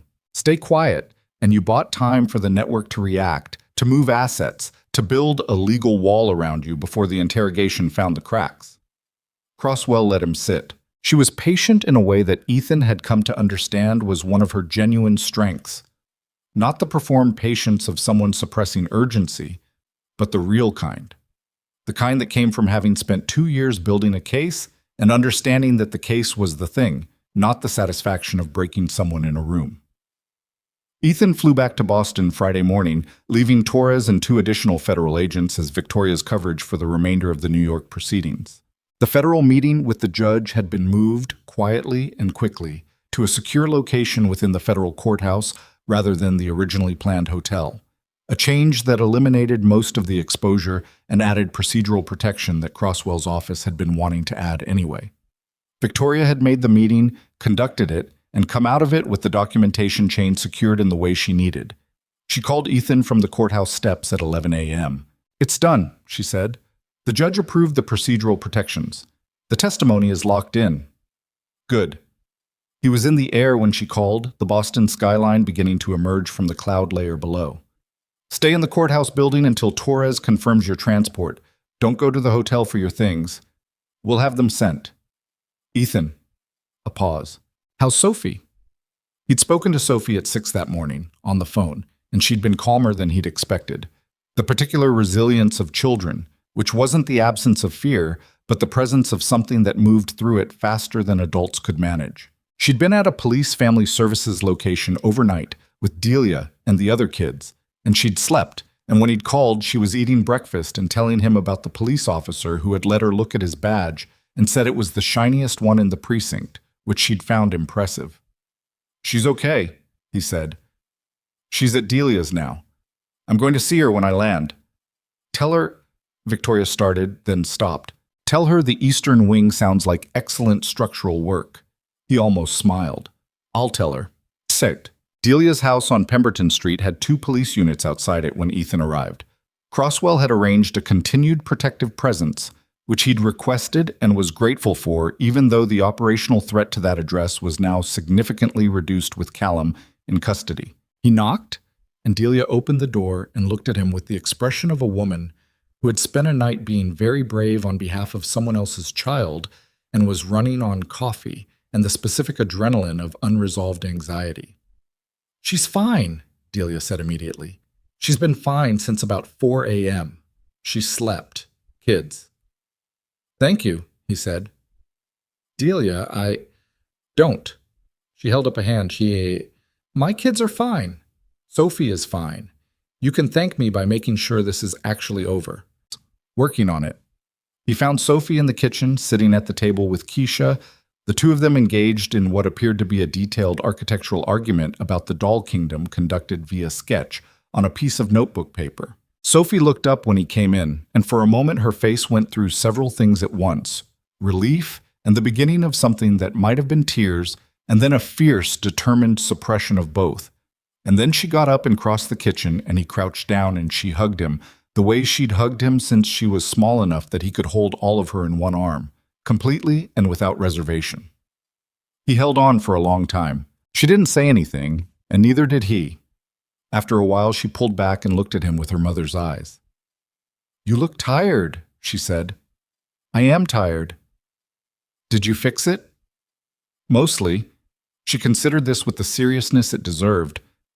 "Mostly is okay," she decided. "Mostly is a start." He laughed, which surprised him. "Yeah," he said. "It is." Well, Callum broke on the second day.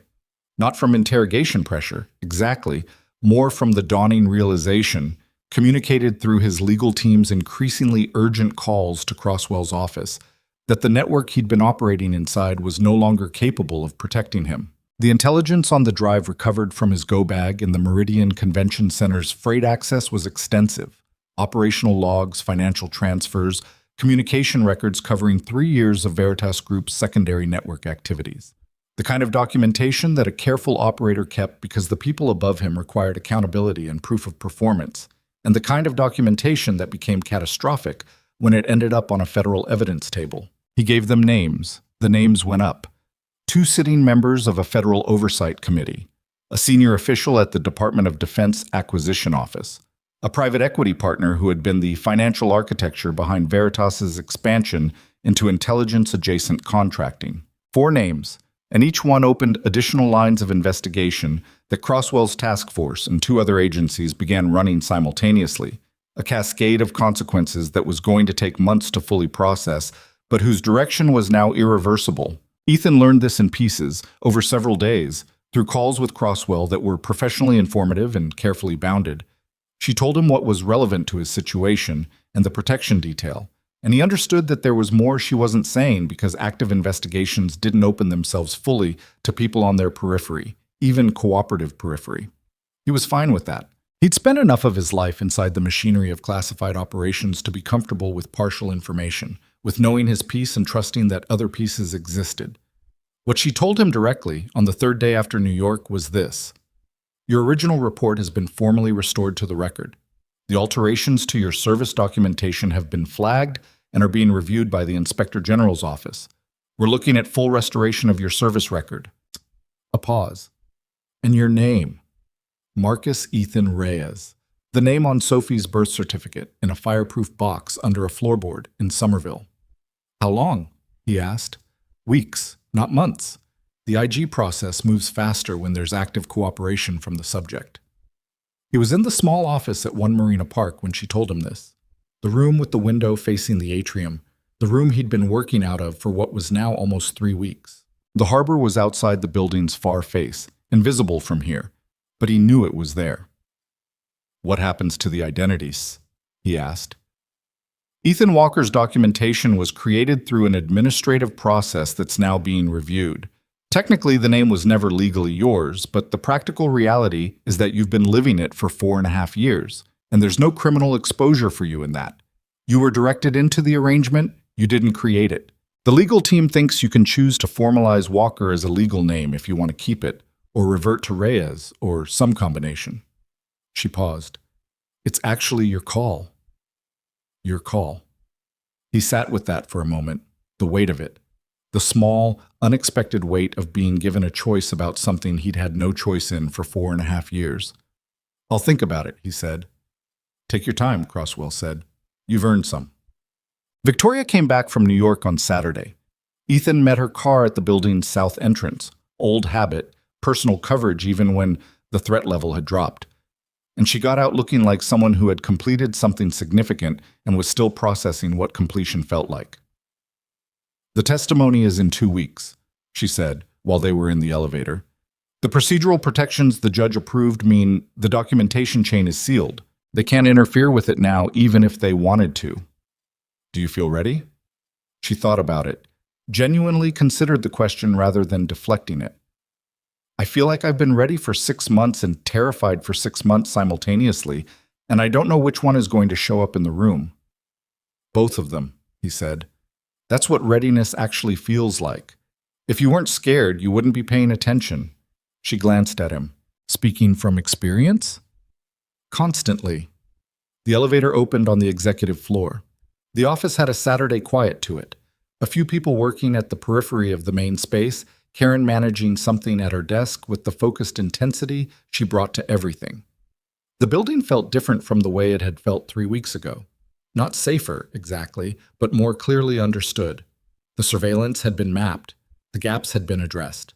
It was still a building full of people doing work. Not a fortress, but the specific shape of the threat to it had been identified and removed. Some threats remained, Ethan knew. The names Callum had given were being processed, but not yet resolved. There were people above Veritas who were now aware their network had been compromised and were making their own moves through lawyers and political connections and the various instruments available to people with institutional power. The testimony would accelerate things, but the aftermath of the testimony was going to be its own long, complicated chapter. He told Victoria this in her office, straightforwardly, because she continued to deserve straightforward. "I assumed as much," she said. She was sitting on the edge of her desk rather than behind it, a posture he'd noticed she adopted when she wanted to talk rather than conduct a meeting. Is the security situation stable enough that we don't need a full wartime posture anymore? Yes. Decker and FAM can handle standard executive protection for now. I'd recommend keeping federal coordination active through the testimony and for 60 days after, but the immediate threat has been significantly reduced. She nodded slowly. And you? Me? What happens to you now? She said it directly, the way she said everything. Crosswell told me about your record being restored, about the name situation. He hadn't known Crosswell had told her that. He filed it without reaction. I'm figuring that out. Are you going back? To the Navy? He almost laughed. No, I'm 32 years old and I've been a janitor for 14 months. I think that window is closed. So what then? He looked at her. She was looking at him with the same expression she'd had on the plane, the one that was building an accurate picture and updating it as new data arrived. There was something else in it now, something that had developed over the past 3 weeks of adjacent proximity to genuinely bad situations. A quality he'd noticed in people who'd been through difficult things together. A particular kind of trust that didn't have a cleaner word than that. I don't know yet, he said. I need to be Sophie's dad for a while. That's the first thing. Of course it is. She paused. I'd like you to consider something, formally, not immediately, after the testimony, after the dust settles. She held his gaze. Halcyon needs a director of corporate security, not a private contractor, not an outside firm, someone internal, with the authority to build the security architecture from the inside out. Someone who understands the kind of threats this company is going to continue facing as we grow. He looked at her for a long moment. You want to hire your janitor. I want to hire the person who kept me alive for 3 weeks, she said. The janitor part was incidental.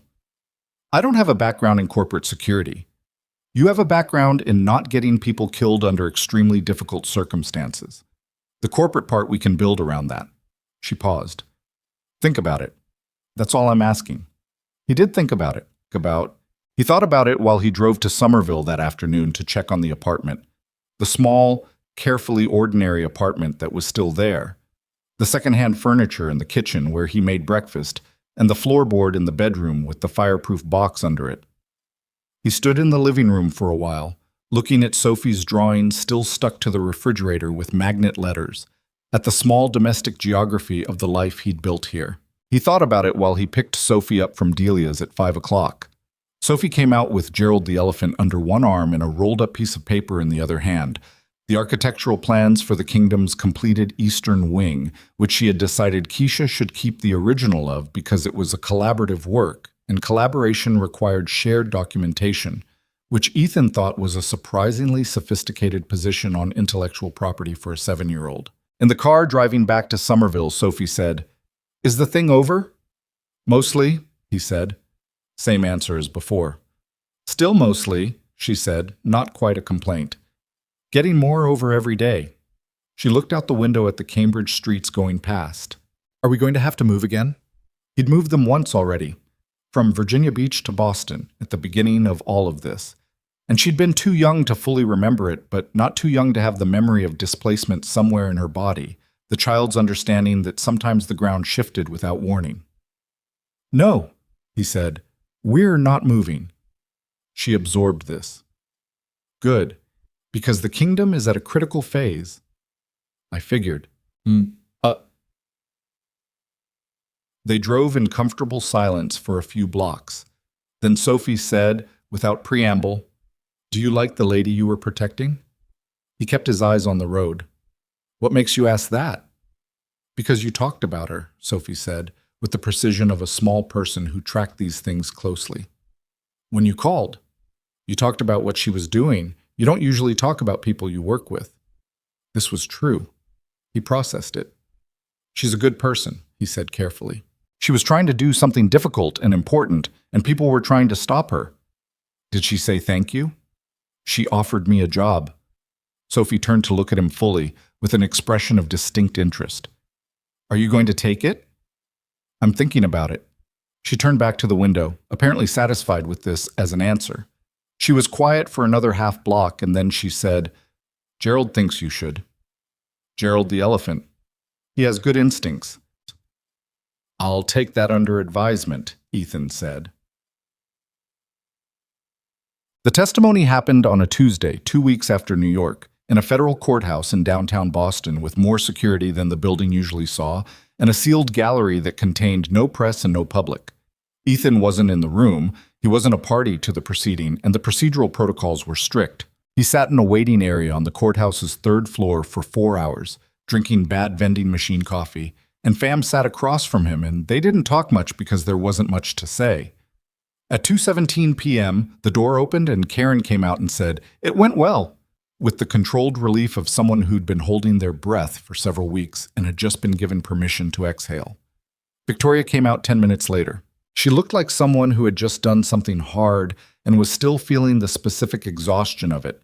Not the bone-tired of physical effort, but the wrung-out quality of sustained concentration and emotional exposure.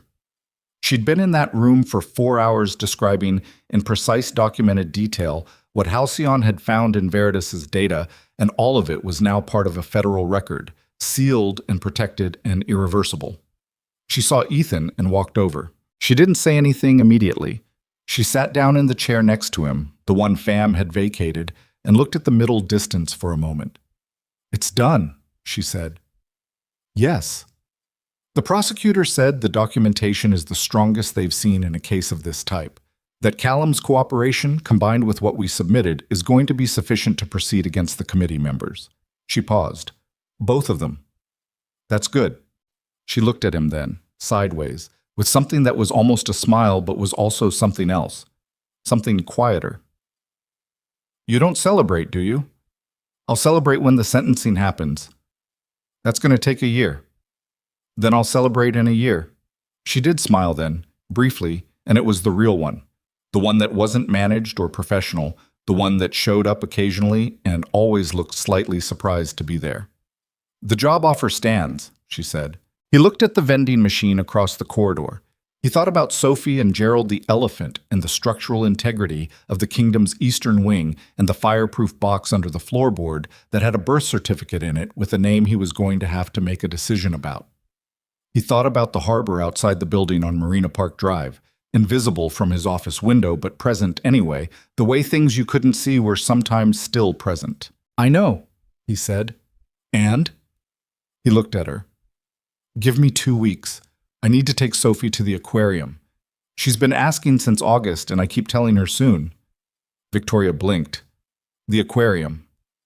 "She wants to see the octopus. Apparently they're very intelligent. She's done research." "Of course she has." Victoria shook her head slowly. 2 weeks. Take your daughter to the aquarium, and then we'll talk." "And then we'll talk," she agreed.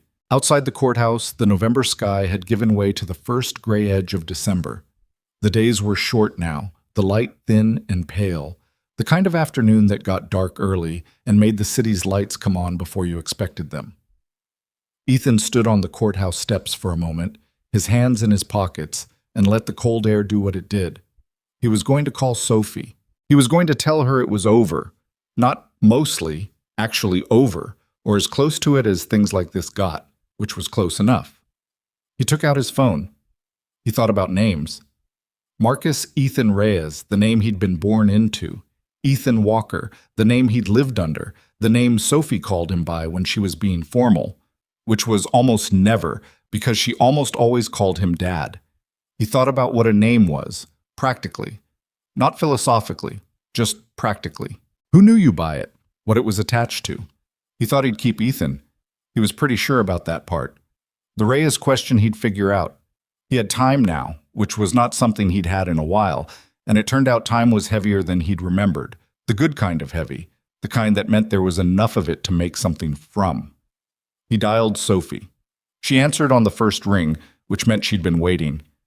"Is it over?" she asked. "Yeah, Bug," he said. "It's over."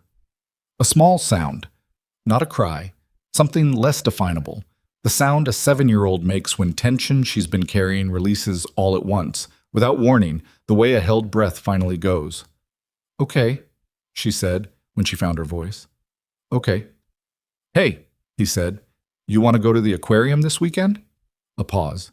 Then, with full and immediate solemnity, "The octopus." The octopus. Yes, she said. Obviously, yes. He laughed. He stood on the courthouse steps in the December cold and laughed, and the sound of it surprised him, and didn't. The octopus was everything Sophie had hoped it would be. She stood at the glass for 11 minutes without moving, which was, in Ethan's experience, the longest his daughter had been physically still since she'd learned to walk. The octopus, a large Pacific giant in a tank that took up most of one wall of the New England Aquarium's cold water gallery, moved with the slow, deliberate intelligence of something that understood it was being observed and had complicated feelings about it. It changed color twice while Sophie watched, shifting from a mottled brown to a pale, almost translucent cream, and Sophie tracked every movement with the focused attention she normally reserved for architectural disputes about doll kingdoms. "It's thinking," she said, without looking away from the glass. "Probably," Ethan said. "About what, do you think?" He looked at the octopus. It had moved one arm to the glass and appeared to be looking back at them with one large, unsettling eye. "Hard to say. Maybe about us." Sophie considered this seriously. "That seems fair," she said. "We're thinking about it." He bought her a stuffed octopus from the gift shop on the way out. She named it immediately, Clara, after the woman who'd taught her to read in kindergarten, and carried it with a seriousness that suggested Clara the octopus was going to occupy a significant position in the kingdom's administration, possibly as an advisor on aquatic matters. Gerald the elephant, he suspected, was going to have to adjust to sharing the role of primary counsel. They ate lunch at a seafood place near the harbor, the kind with paper placemats and baskets of oyster crackers, and a view of the water that was gray and cold and genuinely beautiful in the specific way of New England in December. Sophie ate clam chowder with the methodical focus she brought to food she was enjoying. Ethan ate fish and chips and watched his daughter and the harbor simultaneously, the way he'd always watched things. Two focal points at once, neither one secondary. "Dad," Sophie said, around her third spoonful of chowder. "Yeah." "Are you going to take the job?" He looked at her. "You've been thinking about this." "Gerald and I discussed it." "And Clara?" "Clara just arrived. She needs to be oriented before she can weigh in on major decisions." Sophie set her spoon down and looked at him with the directness she'd had since she was old enough to form opinions. "I think you should take it." "Why?" She thought about this carefully, which he appreciated. She didn't give answers before she'd worked out what she actually thought. Another thing she'd gotten from her mother, along with the eyes and the perceptiveness and the fundamental inability to pretend something was fine when it wasn't. "Because you were good at it," she said. "The protecting people part. And because the janitor job was—" She paused, choosing her words with a tact that occasionally startled him. "It was fine, but it wasn't really you." "How do you know what's really me? You're 7. "I'm almost 8, she said with dignity. "And I know because you were happy when you were doing the other thing, even when it was scary. You were more yourself." He looked at the harbor. A ferry was crossing, the same route he'd seen from Victoria's conference room window 3 weeks ago, cutting the same white line through the same gray-green water. The world was full of these small circular echoes if you paid attention. "When did you get so smart?" he said. "I've always been this smart," Sophie said, returning to her chowder. "You're just catching up." He called Victoria on Monday morning and told her he'd take the job. She said, "Good." In the clipped, satisfied way she said things she'd already anticipated and was pleased to have confirmed. And then she said, "Can you start the second week of January? I want to give you the rest of December." "December works," he said. "Take the time. You've earned it." He did take it, though taking time had never come naturally to him and didn't now. He spent the first week of December doing the things that had been deferred by 3 weeks of operational focus, fixing a cabinet hinge in the kitchen that had been loose since October, helping Sophie build a proper display stand for the kingdom that involved actual carpentry tools and produced something structurally sound, if not entirely level. He went to Sophie's school for a parent conference and learned that she was ahead in reading and math, and occasionally argued with her teacher about whether certain answers were technically correct, even if they weren't the expected ones, which the teacher described as a challenge, and which Ethan privately found completely unsurprising. He also went to see a lawyer. The name question had been sitting at the back of his mind since Croswell had raised it, not urgent but present. the kind of unresolved thing that occupied peripheral attention even when you weren't directly considering it. The lawyer, a quiet, thorough man named Giordano, who handled identity and documentation cases for people in unusual legal situations, laid out the options with professional clarity. He could revert entirely to Marcus Ethan Reyes. Clean slate, original record, the name attached to his restored service history and his decorated operational career and the corruption report that had started all of this. He could formalize Ethan Walker as a legal name change, maintaining the continuity of the past 4.5 years, the apartment in Somerville, the 14 months at the Harrington, the identity Sophie had grown up knowing. Or he could do what Giordano had seen people in similar situations occasionally choose. Take the middle path. Marcus Reyes legally, for the record, for the service history, for the restoration of everything that had been taken.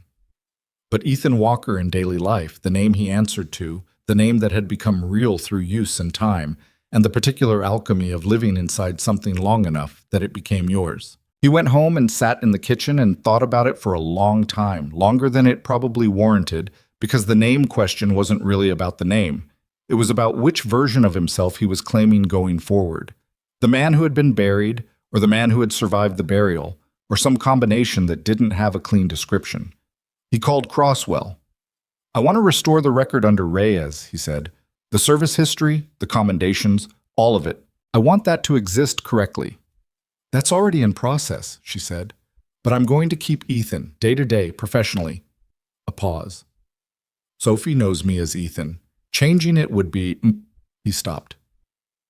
"You don't have to explain it," Crosswell said, not unkindly. "The legal name is Reyes for the record. You call yourself whatever you call yourself. Most people do. Most people don't have this specific situation." "No," she agreed, "but the principle's the same." He thanked her and hung up. Then he went to the fireproof box under the floorboard, got down on the bedroom floor like a man doing something slightly undignified, which he was, and took out Sophie's birth certificate. Sophie Reyes. The name he'd never been able to change. He put it back. It was right. It had always been right. He just hadn't been able to say so out loud until now. Yes. In the third week of December, the indictments came. Not all at once. These things didn't happen all at once. Whatever television suggested about the speed of federal justice. But they came in a sequence that Crosswell kept him updated on.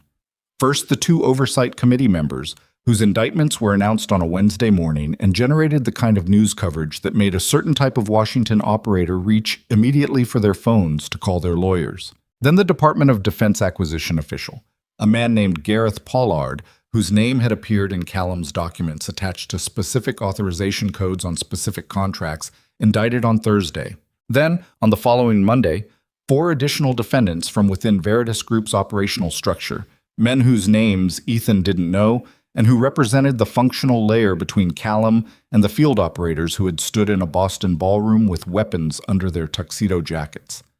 Veritas Group itself was placed under federal receivership on a Friday afternoon.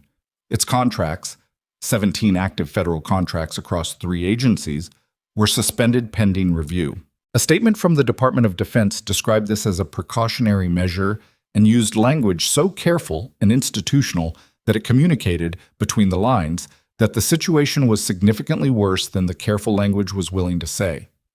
Ethan read about it the way he read most things now. From a kitchen table in Somerville, coffee in hand, Sophie doing homework across from him with the focused frown she brought to multiplication. The news was real. The consequences were real. And he was sitting in his kitchen in December, and his daughter was doing math, and outside the window the neighborhood was strung with holiday lights that someone had put up the week before Thanksgiving and which gave the street a cheerful, slightly premature quality. He hadn't killed anyone. This mattered to him more than he'd expected it to, looking back. The men at the Harrington, the men at the Meridian, all of them alive, in custody or cleared and released, the field operators caught in the machinery of something above their pay grade. He'd used what he knew to neutralize rather than eliminate, every time, and some part of him that had been afraid, going back into this, that he wouldn't be able to hold that line had been quietly wrong. That was worth something. He wasn't sure exactly how much, but it was worth something. "Dad," Sophie said. What's 14 times 12? "What does your work say?" 148. "Work it out again." She sighed the sigh of someone whose parent was being deliberately unhelpful and bent back over her worksheet. He watched her and didn't tell her the answer because she knew how to find it and she needed to find it herself. And that was parenting in miniature, not giving the answer, but staying present while someone worked toward it. She got 168 on the second try and looked up with satisfaction. "Good," he said. "You knew I'd get it." "Yes." "Then why didn't you just tell me?" "Because then you'd know I told you. This way you know you got it." She chewed on this, then, "That's actually pretty smart." "Thanks. For a dad." "High praise," he said, and refilled his coffee. But he started at Halcyon on the second Monday of January, not as a contractor, not as a consultant retained through an outside firm. As director of corporate security, with an office on the fourth floor that had a window facing the harbor, which Victoria had arranged without mentioning it, and which he noticed on his first day and didn't comment on because some things were communicated well enough through the fact of them without needing to be said out loud. The first month was the kind of hard that came from building rather than surviving. A different kind of hard, one that used different muscles and produced different kinds of exhaustion. The fatigue of construction versus the fatigue of combat.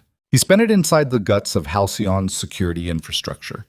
The physical access systems, the network architecture, the personnel vetting protocols, the crisis communication plans that existed on paper and needed to be translated into something that would actually work when the paper was irrelevant. Fam came with him. A conversation over bad coffee in which Ethan had said he needed someone for the internal team, and Fam had said he'd been thinking about leaving the contractor life anyway, and this seemed like reasonable timing, which was the most direct expression of enthusiasm Fam was capable of, and Ethan took it as a yes. Decker stayed in executive protection contracting, which suited him better temperamentally. He was a man who needed visible principle to protect, not the diffuse work of institutional security design. The team Ethan built was small and deliberately so. He'd seen what happened when security departments became bureaucracies. The bloat, the process worship, the tendency to mistake documentation of protection for actual protection. He wanted people who could think, adapt, and communicate clearly, and he was willing to go slowly to find them. Victoria gave him latitude that he found, occasionally, slightly daunting. She didn't micromanage, and she didn't second-guess. And after 3 weeks of this, he went to her office and said, "You're not asking me about what I'm doing." She looked up from her laptop. "Should I be?" "Most executives want status updates. I get your weekly summary." "The summary is very high level." She set her laptop aside. "Ethan, I watched you run a protection operation under active fire for 3 weeks and make every right call, including the ones where there wasn't a right call available. I think I can trust you to build a security department without checking in every other day." She paused. "If I'm wrong, tell me." He thought about this. "You're not wrong." "Then why are we having this conversation?" He almost smiled. "I'm not used to being trusted." She looked at him for a moment with a directness that had become familiar over the past months. The thing about Victoria was that she looked at what was actually there, not what she wanted to see or what was convenient to see. It was a quality that made her good at her job and occasionally uncomfortable to be around because it applied in all directions. "Get used to it," she said simply, and turned back to her laptop. He went back to his office and looked at the harbor for a while, the gray water and the white lines that ferries cut across it, and got back to work. In February, Crosswell called with the last significant piece. Brett Calloway, the Halcyon network analyst who had been feeding Victoria's schedule to Veritas, had accepted a plea agreement. 18 months, minimum security, cooperation credit for his full testimony regarding the communication channel between him and Callum's operation. He'd been recruited 8 months before joining Halcyon, approached through a professional networking platform by someone who turned out to be a Veritas talent scout, offered money that had seemed significant until the thing he was being asked to do became clear, at which point he'd been too far in to feel like he could walk back. Ethan received this information without particular satisfaction and without particular anger. Calloway was 31 years old and had done a genuinely damaging thing for reasons that were partly greed and partly the very human failure of not walking away from something when walking away was still possible. Ethan had known enough people who'd made that specific failure to understand it without excusing it. Justice, in this case, looked like 18 months and a cooperation agreement, which was less than the harm deserved and more than nothing, and that was usually the shape of justice in the real world. He told Victoria. She was quiet for a moment, and then she said, 18 months. Yes. He was in the office the day we found the Veritas data. He sat in the room while I explained what we'd discovered. I know. She looked out the window. February light on the harbor, thinner and harder than December's, the kind of light that showed everything clearly and made everything look slightly more exposed than it wanted to be. I keep thinking I should have seen it. You couldn't have. I'm running a cybersecurity company. The most sophisticated insider threats are invisible until they aren't, he said. That's not a failure of your intelligence. That's the nature of the problem. He paused. And for what it's worth, you did see something. You saw the Veritas data anomaly when you weren't looking for it, and when a lot of people would have explained it away. You didn't explain it away. She looked at him. You're doing that thing. What thing? The thing where you're being reassuring, but you're doing it with facts instead of comfort, so I can't argue with it. Is it working? She almost smiled. Annoyingly, yes, but spring came the way spring came to Boston, reluctantly, in fits, with several retreats back into cold that felt personal. By April, Halcyon's new security architecture was operational, and the third-party audit that Ethan had commissioned to stress test it came back with findings that required 6 weeks of remediation work but no fundamental redesign, which meant the foundation was right even if the details needed adjustment. He was satisfied with this in the specific, non-celebratory way of someone who understood that security wasn't a state you achieved but a practice you maintained, that the audit's job was to find problems, and problems found meant the audit worked. Sophie turned 8 in March. Ethan threw a party at the apartment. The first real party he'd held there, the place finally feeling settled enough, stable enough, to fill with other people's children and noise and the chaos of 8-year-olds eating cake without particular concern for consequence. Clara, the octopus, and Gerald, the elephant, presided over the gift table with the gravity of senior officials.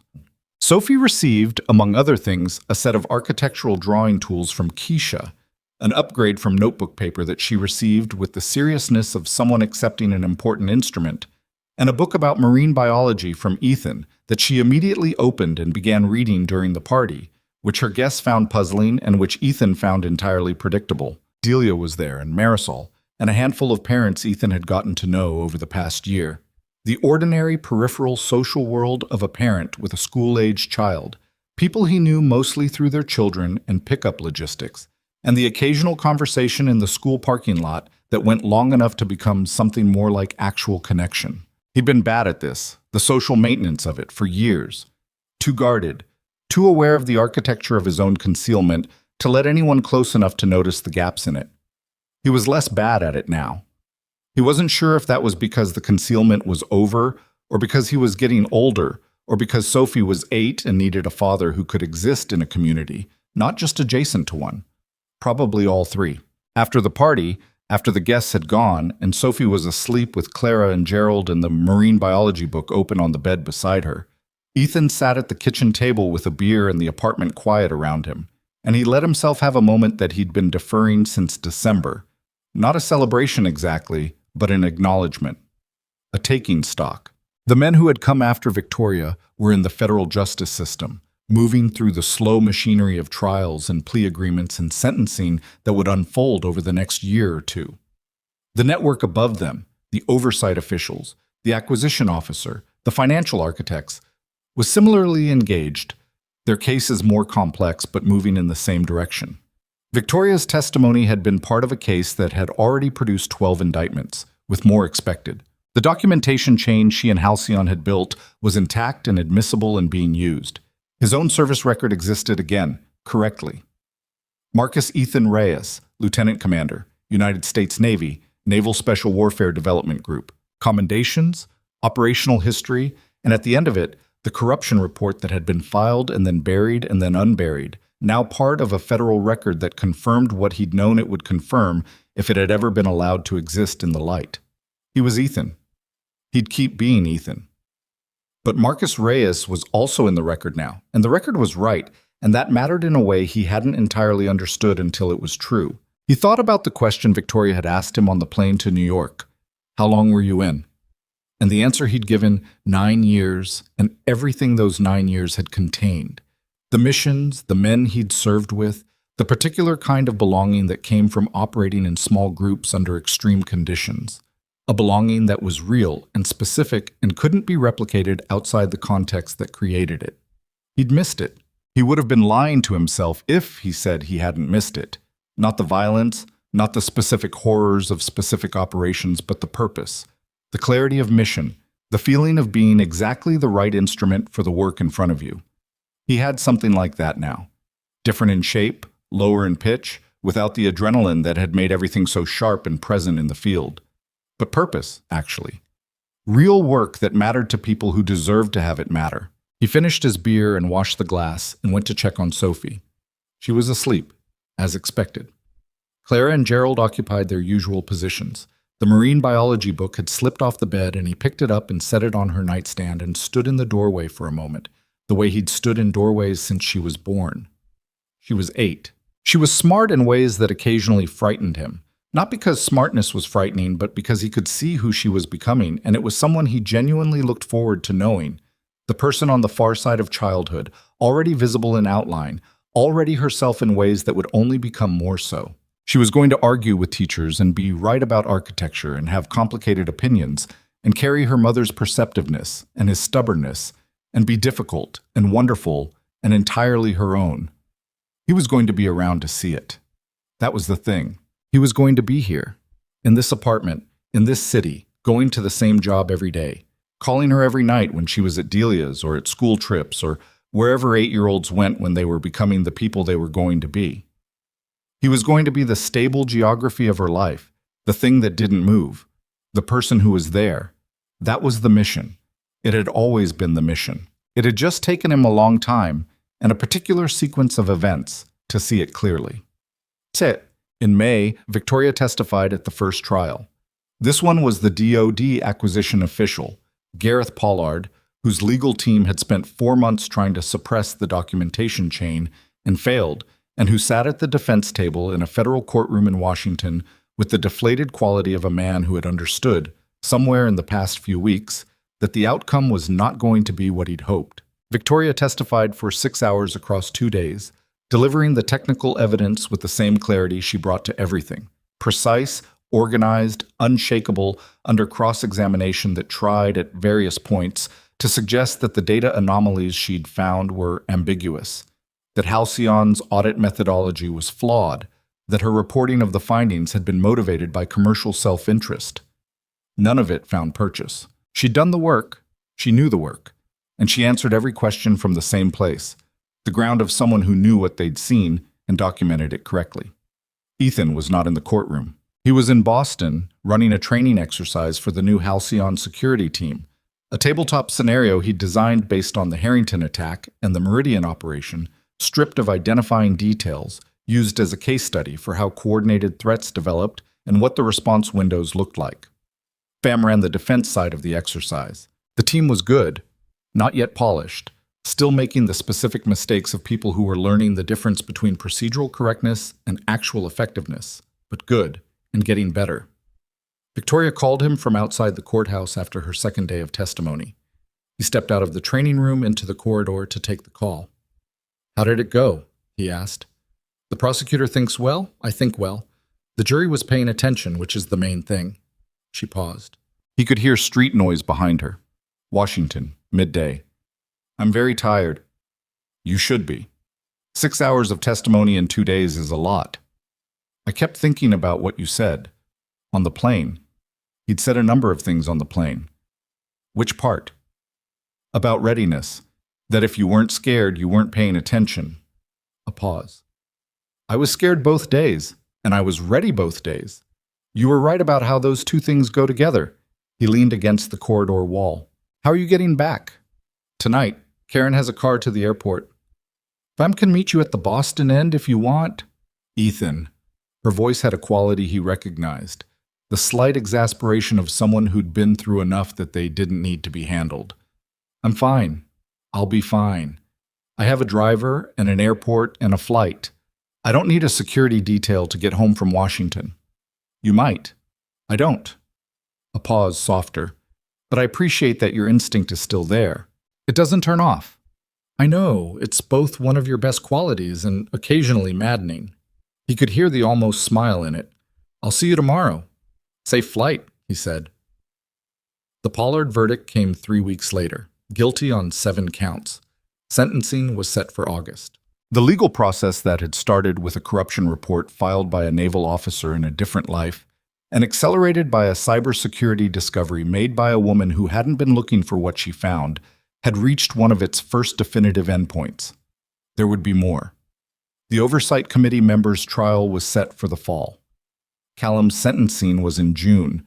The full accounting would take time, more time than anyone wanted, the particular patience tax that justice levied on the people who'd done the work to make it possible. Ethan sent Crosswell a brief message. Pollard, congratulations to your team. She replied 20 minutes later. Couldn't have done it without yours. And then, there's a commendation being processed for you, from the Navy, for the original report. It'll take a few months, but it's coming. He put his phone down and went back into the training room. Summer arrived, and Sophie decided she wanted to learn to swim properly, not the casual splashing she'd done at pools, but actual swimming, with technique and flip turns, the kind that a 7-year-old had informed her was correct, but that she'd been too busy with the kingdom's architectural phase to pursue. He signed her up for lessons at a pool in Cambridge, and on Saturday mornings he sat in the bleachers with the other parents while small people moved through water with varying degrees of success, and Sophie moved through it with the focused intensity she brought to everything she decided to do correctly. She wasn't immediately good. This surprised her. She'd assumed, based on her experience with other skills, that understanding the correct approach and then doing the correct approach would produce correct results. And when the correct approach turned out to require physical practice to embed, she was briefly and visibly annoyed. Ethan watched her work through this. The frustration, the return to the basic mechanics, the gradual accumulation of small improvements that preceded the larger one, and didn't say anything about it because she was doing what you did.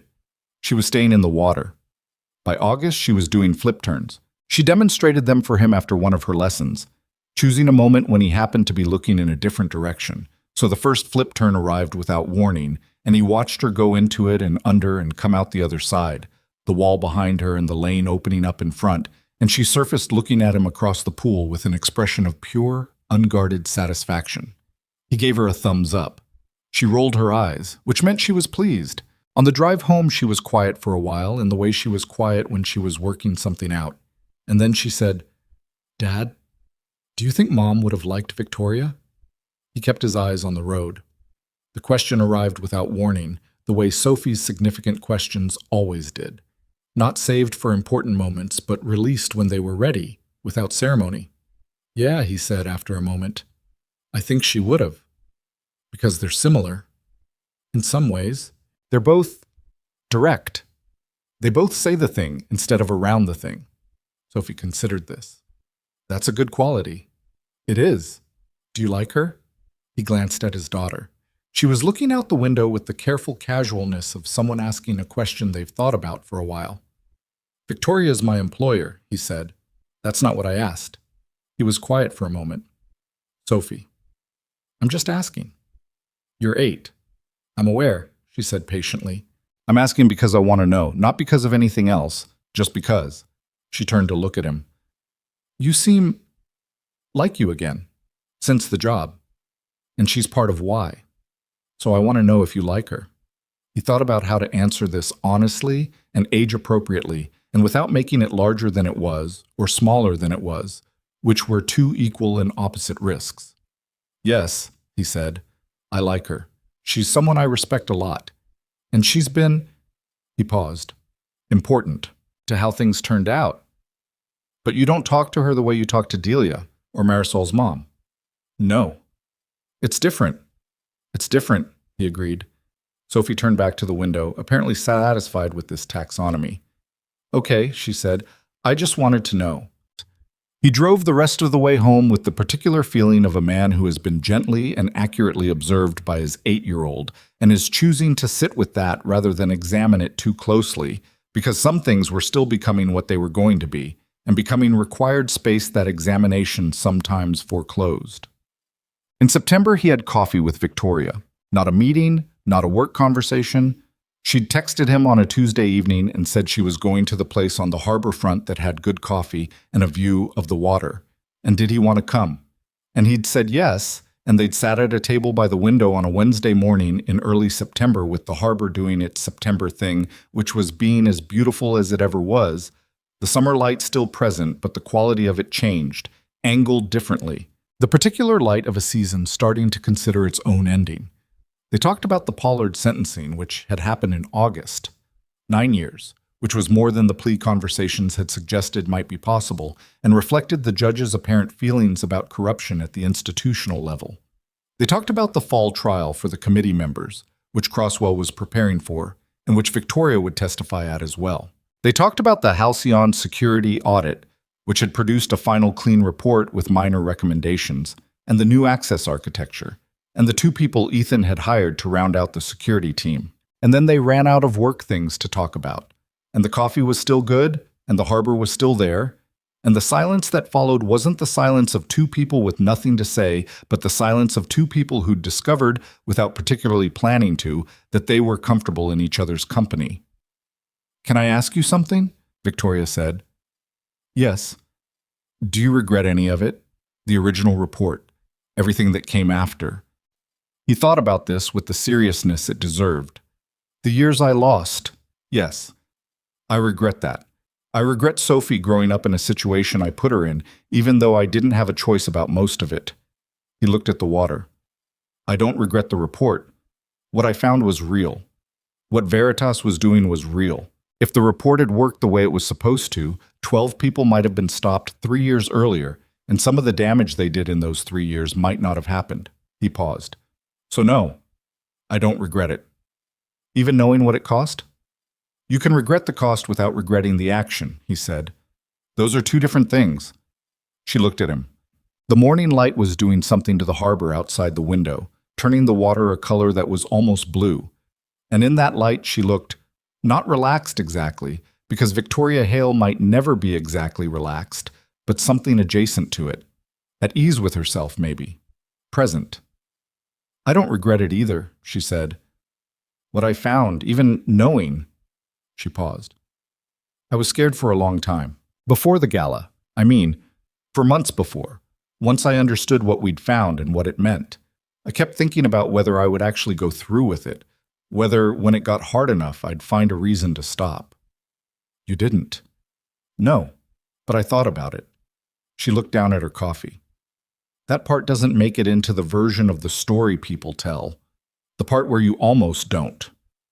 "Most true things don't make it into the version people tell," he said. "The almost didn't. The scared and did it anyway. People want the clean narrative. You don't. I've seen too many clean narratives fall apart under any pressure to trust them." She looked at him with the expression that updated its picture of him and said, "I'm glad you were there, in that ballroom, with your mop." He almost laughed. "So am I." "Not because of what you did," she said more carefully. "I mean, yes, obviously because of that, but also because..." She stopped, finding the words. "Because you're someone who exists the way you exist, with Sophie and with the work and with all of it, and that's..." She looked out at the harbor. "That's not nothing." He looked at the harbor too, both of them looking at the water for a moment, the September light on it, the ferry making its crossing. "No," he said, "it's not nothing." They had a second cup of coffee and talked about Sophie's swimming lessons and Victoria's upcoming conference in Chicago and the specific frustrations of Boston traffic in the fall when the students came back. And none of it was important, and all of it was easy. And when they left, the coffee was finished, and the harbor was still there, and the September morning was doing what September mornings did, which was existing beautifully on the edge of something ending, the way all good things existed on that edge, which wasn't a tragedy. It was just the nature of things. On a Saturday in October, Sophie asked if Victoria could come to the aquarium with them. She asked at breakfast, over cereal, without preamble, in the way she asked things when she'd decided they were reasonable and didn't need extensive justification. "Why?" Ethan asked. "Because Clara came from there, And I think Victoria would like the octopus. Also, I want to tell her about the Eastern Wing, and she's never seen it. A pause. And because she seems like she doesn't have a lot of Saturdays. He looked at his daughter across the cereal bowls. What does that mean? It means she works a lot, and you work a lot, and you both need a Saturday that's just a Saturday. Sophie said this with the matter-of-fact confidence of someone whose position on the subject was clear and had been considered. Clara agrees. You've discussed this with the stuffed octopus. She has good instincts, Sophie said. You said so. I said Gerald had good instincts. Clara's instincts are also good. She's marine life. He looked at the window, at the October morning outside, the leaves starting to turn on the street trees, the neighborhood moving through its Saturday routines. He thought about Victoria sitting across from him in September, looking at the harbor. He thought about what Sophie had said in the car after the swim lesson. You seem like you again. And the accuracy of it, the way children sometimes named things that adults spent considerable effort not naming. I'll ask her, he said. Sophie returned to her cereal with the satisfaction of someone whose work was done. He texted Victoria that afternoon. Sophie wants to know if you'd come to the aquarium with us next Saturday. She wants to tell you about the Eastern Wing and show you the octopus. Feel free to say no. Victoria replied in 6 minutes. I'd like that. What time? He stared at the text for a moment, then typed back. 10 a.m. Dress warm, it's cold by the tanks. Her reply, noted.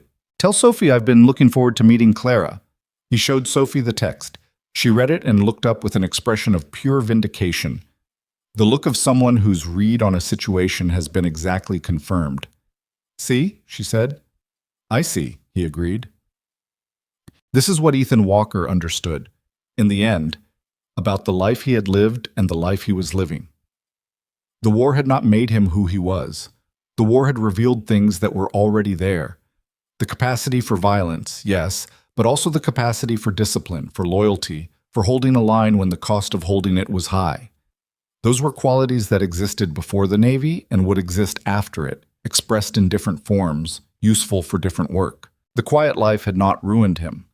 4.5 years of deliberate invisibility had done what it was supposed to do. It had kept Sophie safe, kept him functional, kept the essential parts of himself intact, even when the larger architecture of his identity had been dismantled. He'd been Ethan Walker, the janitor, and Ethan Walker, the janitor, had gone to parent conferences and made lunches and told his daughter bedtime stories, and none of that had been pretending. That had been real, the realest part of those years, the thing that nothing could touch. And the moment in the Harrington Grand Ballroom, the gray uniform, the mop bucket, the 3 men who thought they were invisible, had not been destiny. He didn't believe in destiny. It had been circumstance and choice, the specific intersection of who he was and what the moment required, and his decision to step into that intersection rather than away from it. He could have looked at those 3 men and decided it wasn't his problem. He had wanted to, briefly, the way a person always wants to, in the second before they decide. He hadn't, and here was where that decision had led.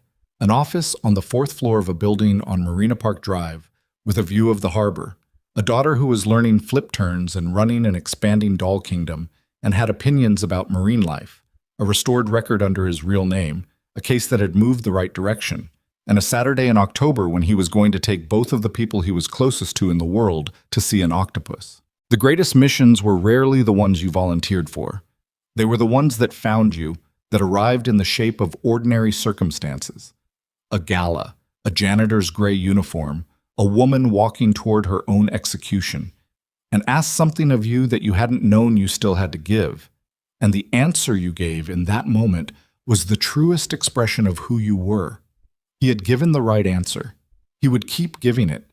Not because it was easy, not because it was clean or without cost or free of the specific weight of everything it had required, but because the alternative, say, stepping back, staying invisible, choosing the quiet that was really just a different kind of hiding, would have been a betrayal of something that didn't have a clean name. Call it integrity. Call it the knowledge of what you were capable of and the responsibility that came with that knowledge. Call it simply what you owed the world for having been made the way you were made. He was 32 years old. He had a daughter named Sophie Reyes who was about to turn 8.5 and had strong views on structural engineering. He had a job that used what he knew for work that mattered. He had a name, two of them, technically, and he was keeping both because he had earned both. And a man was allowed to be more than one thing in a lifetime. He was going to be all right. More than all right, he was going to be exactly what he was.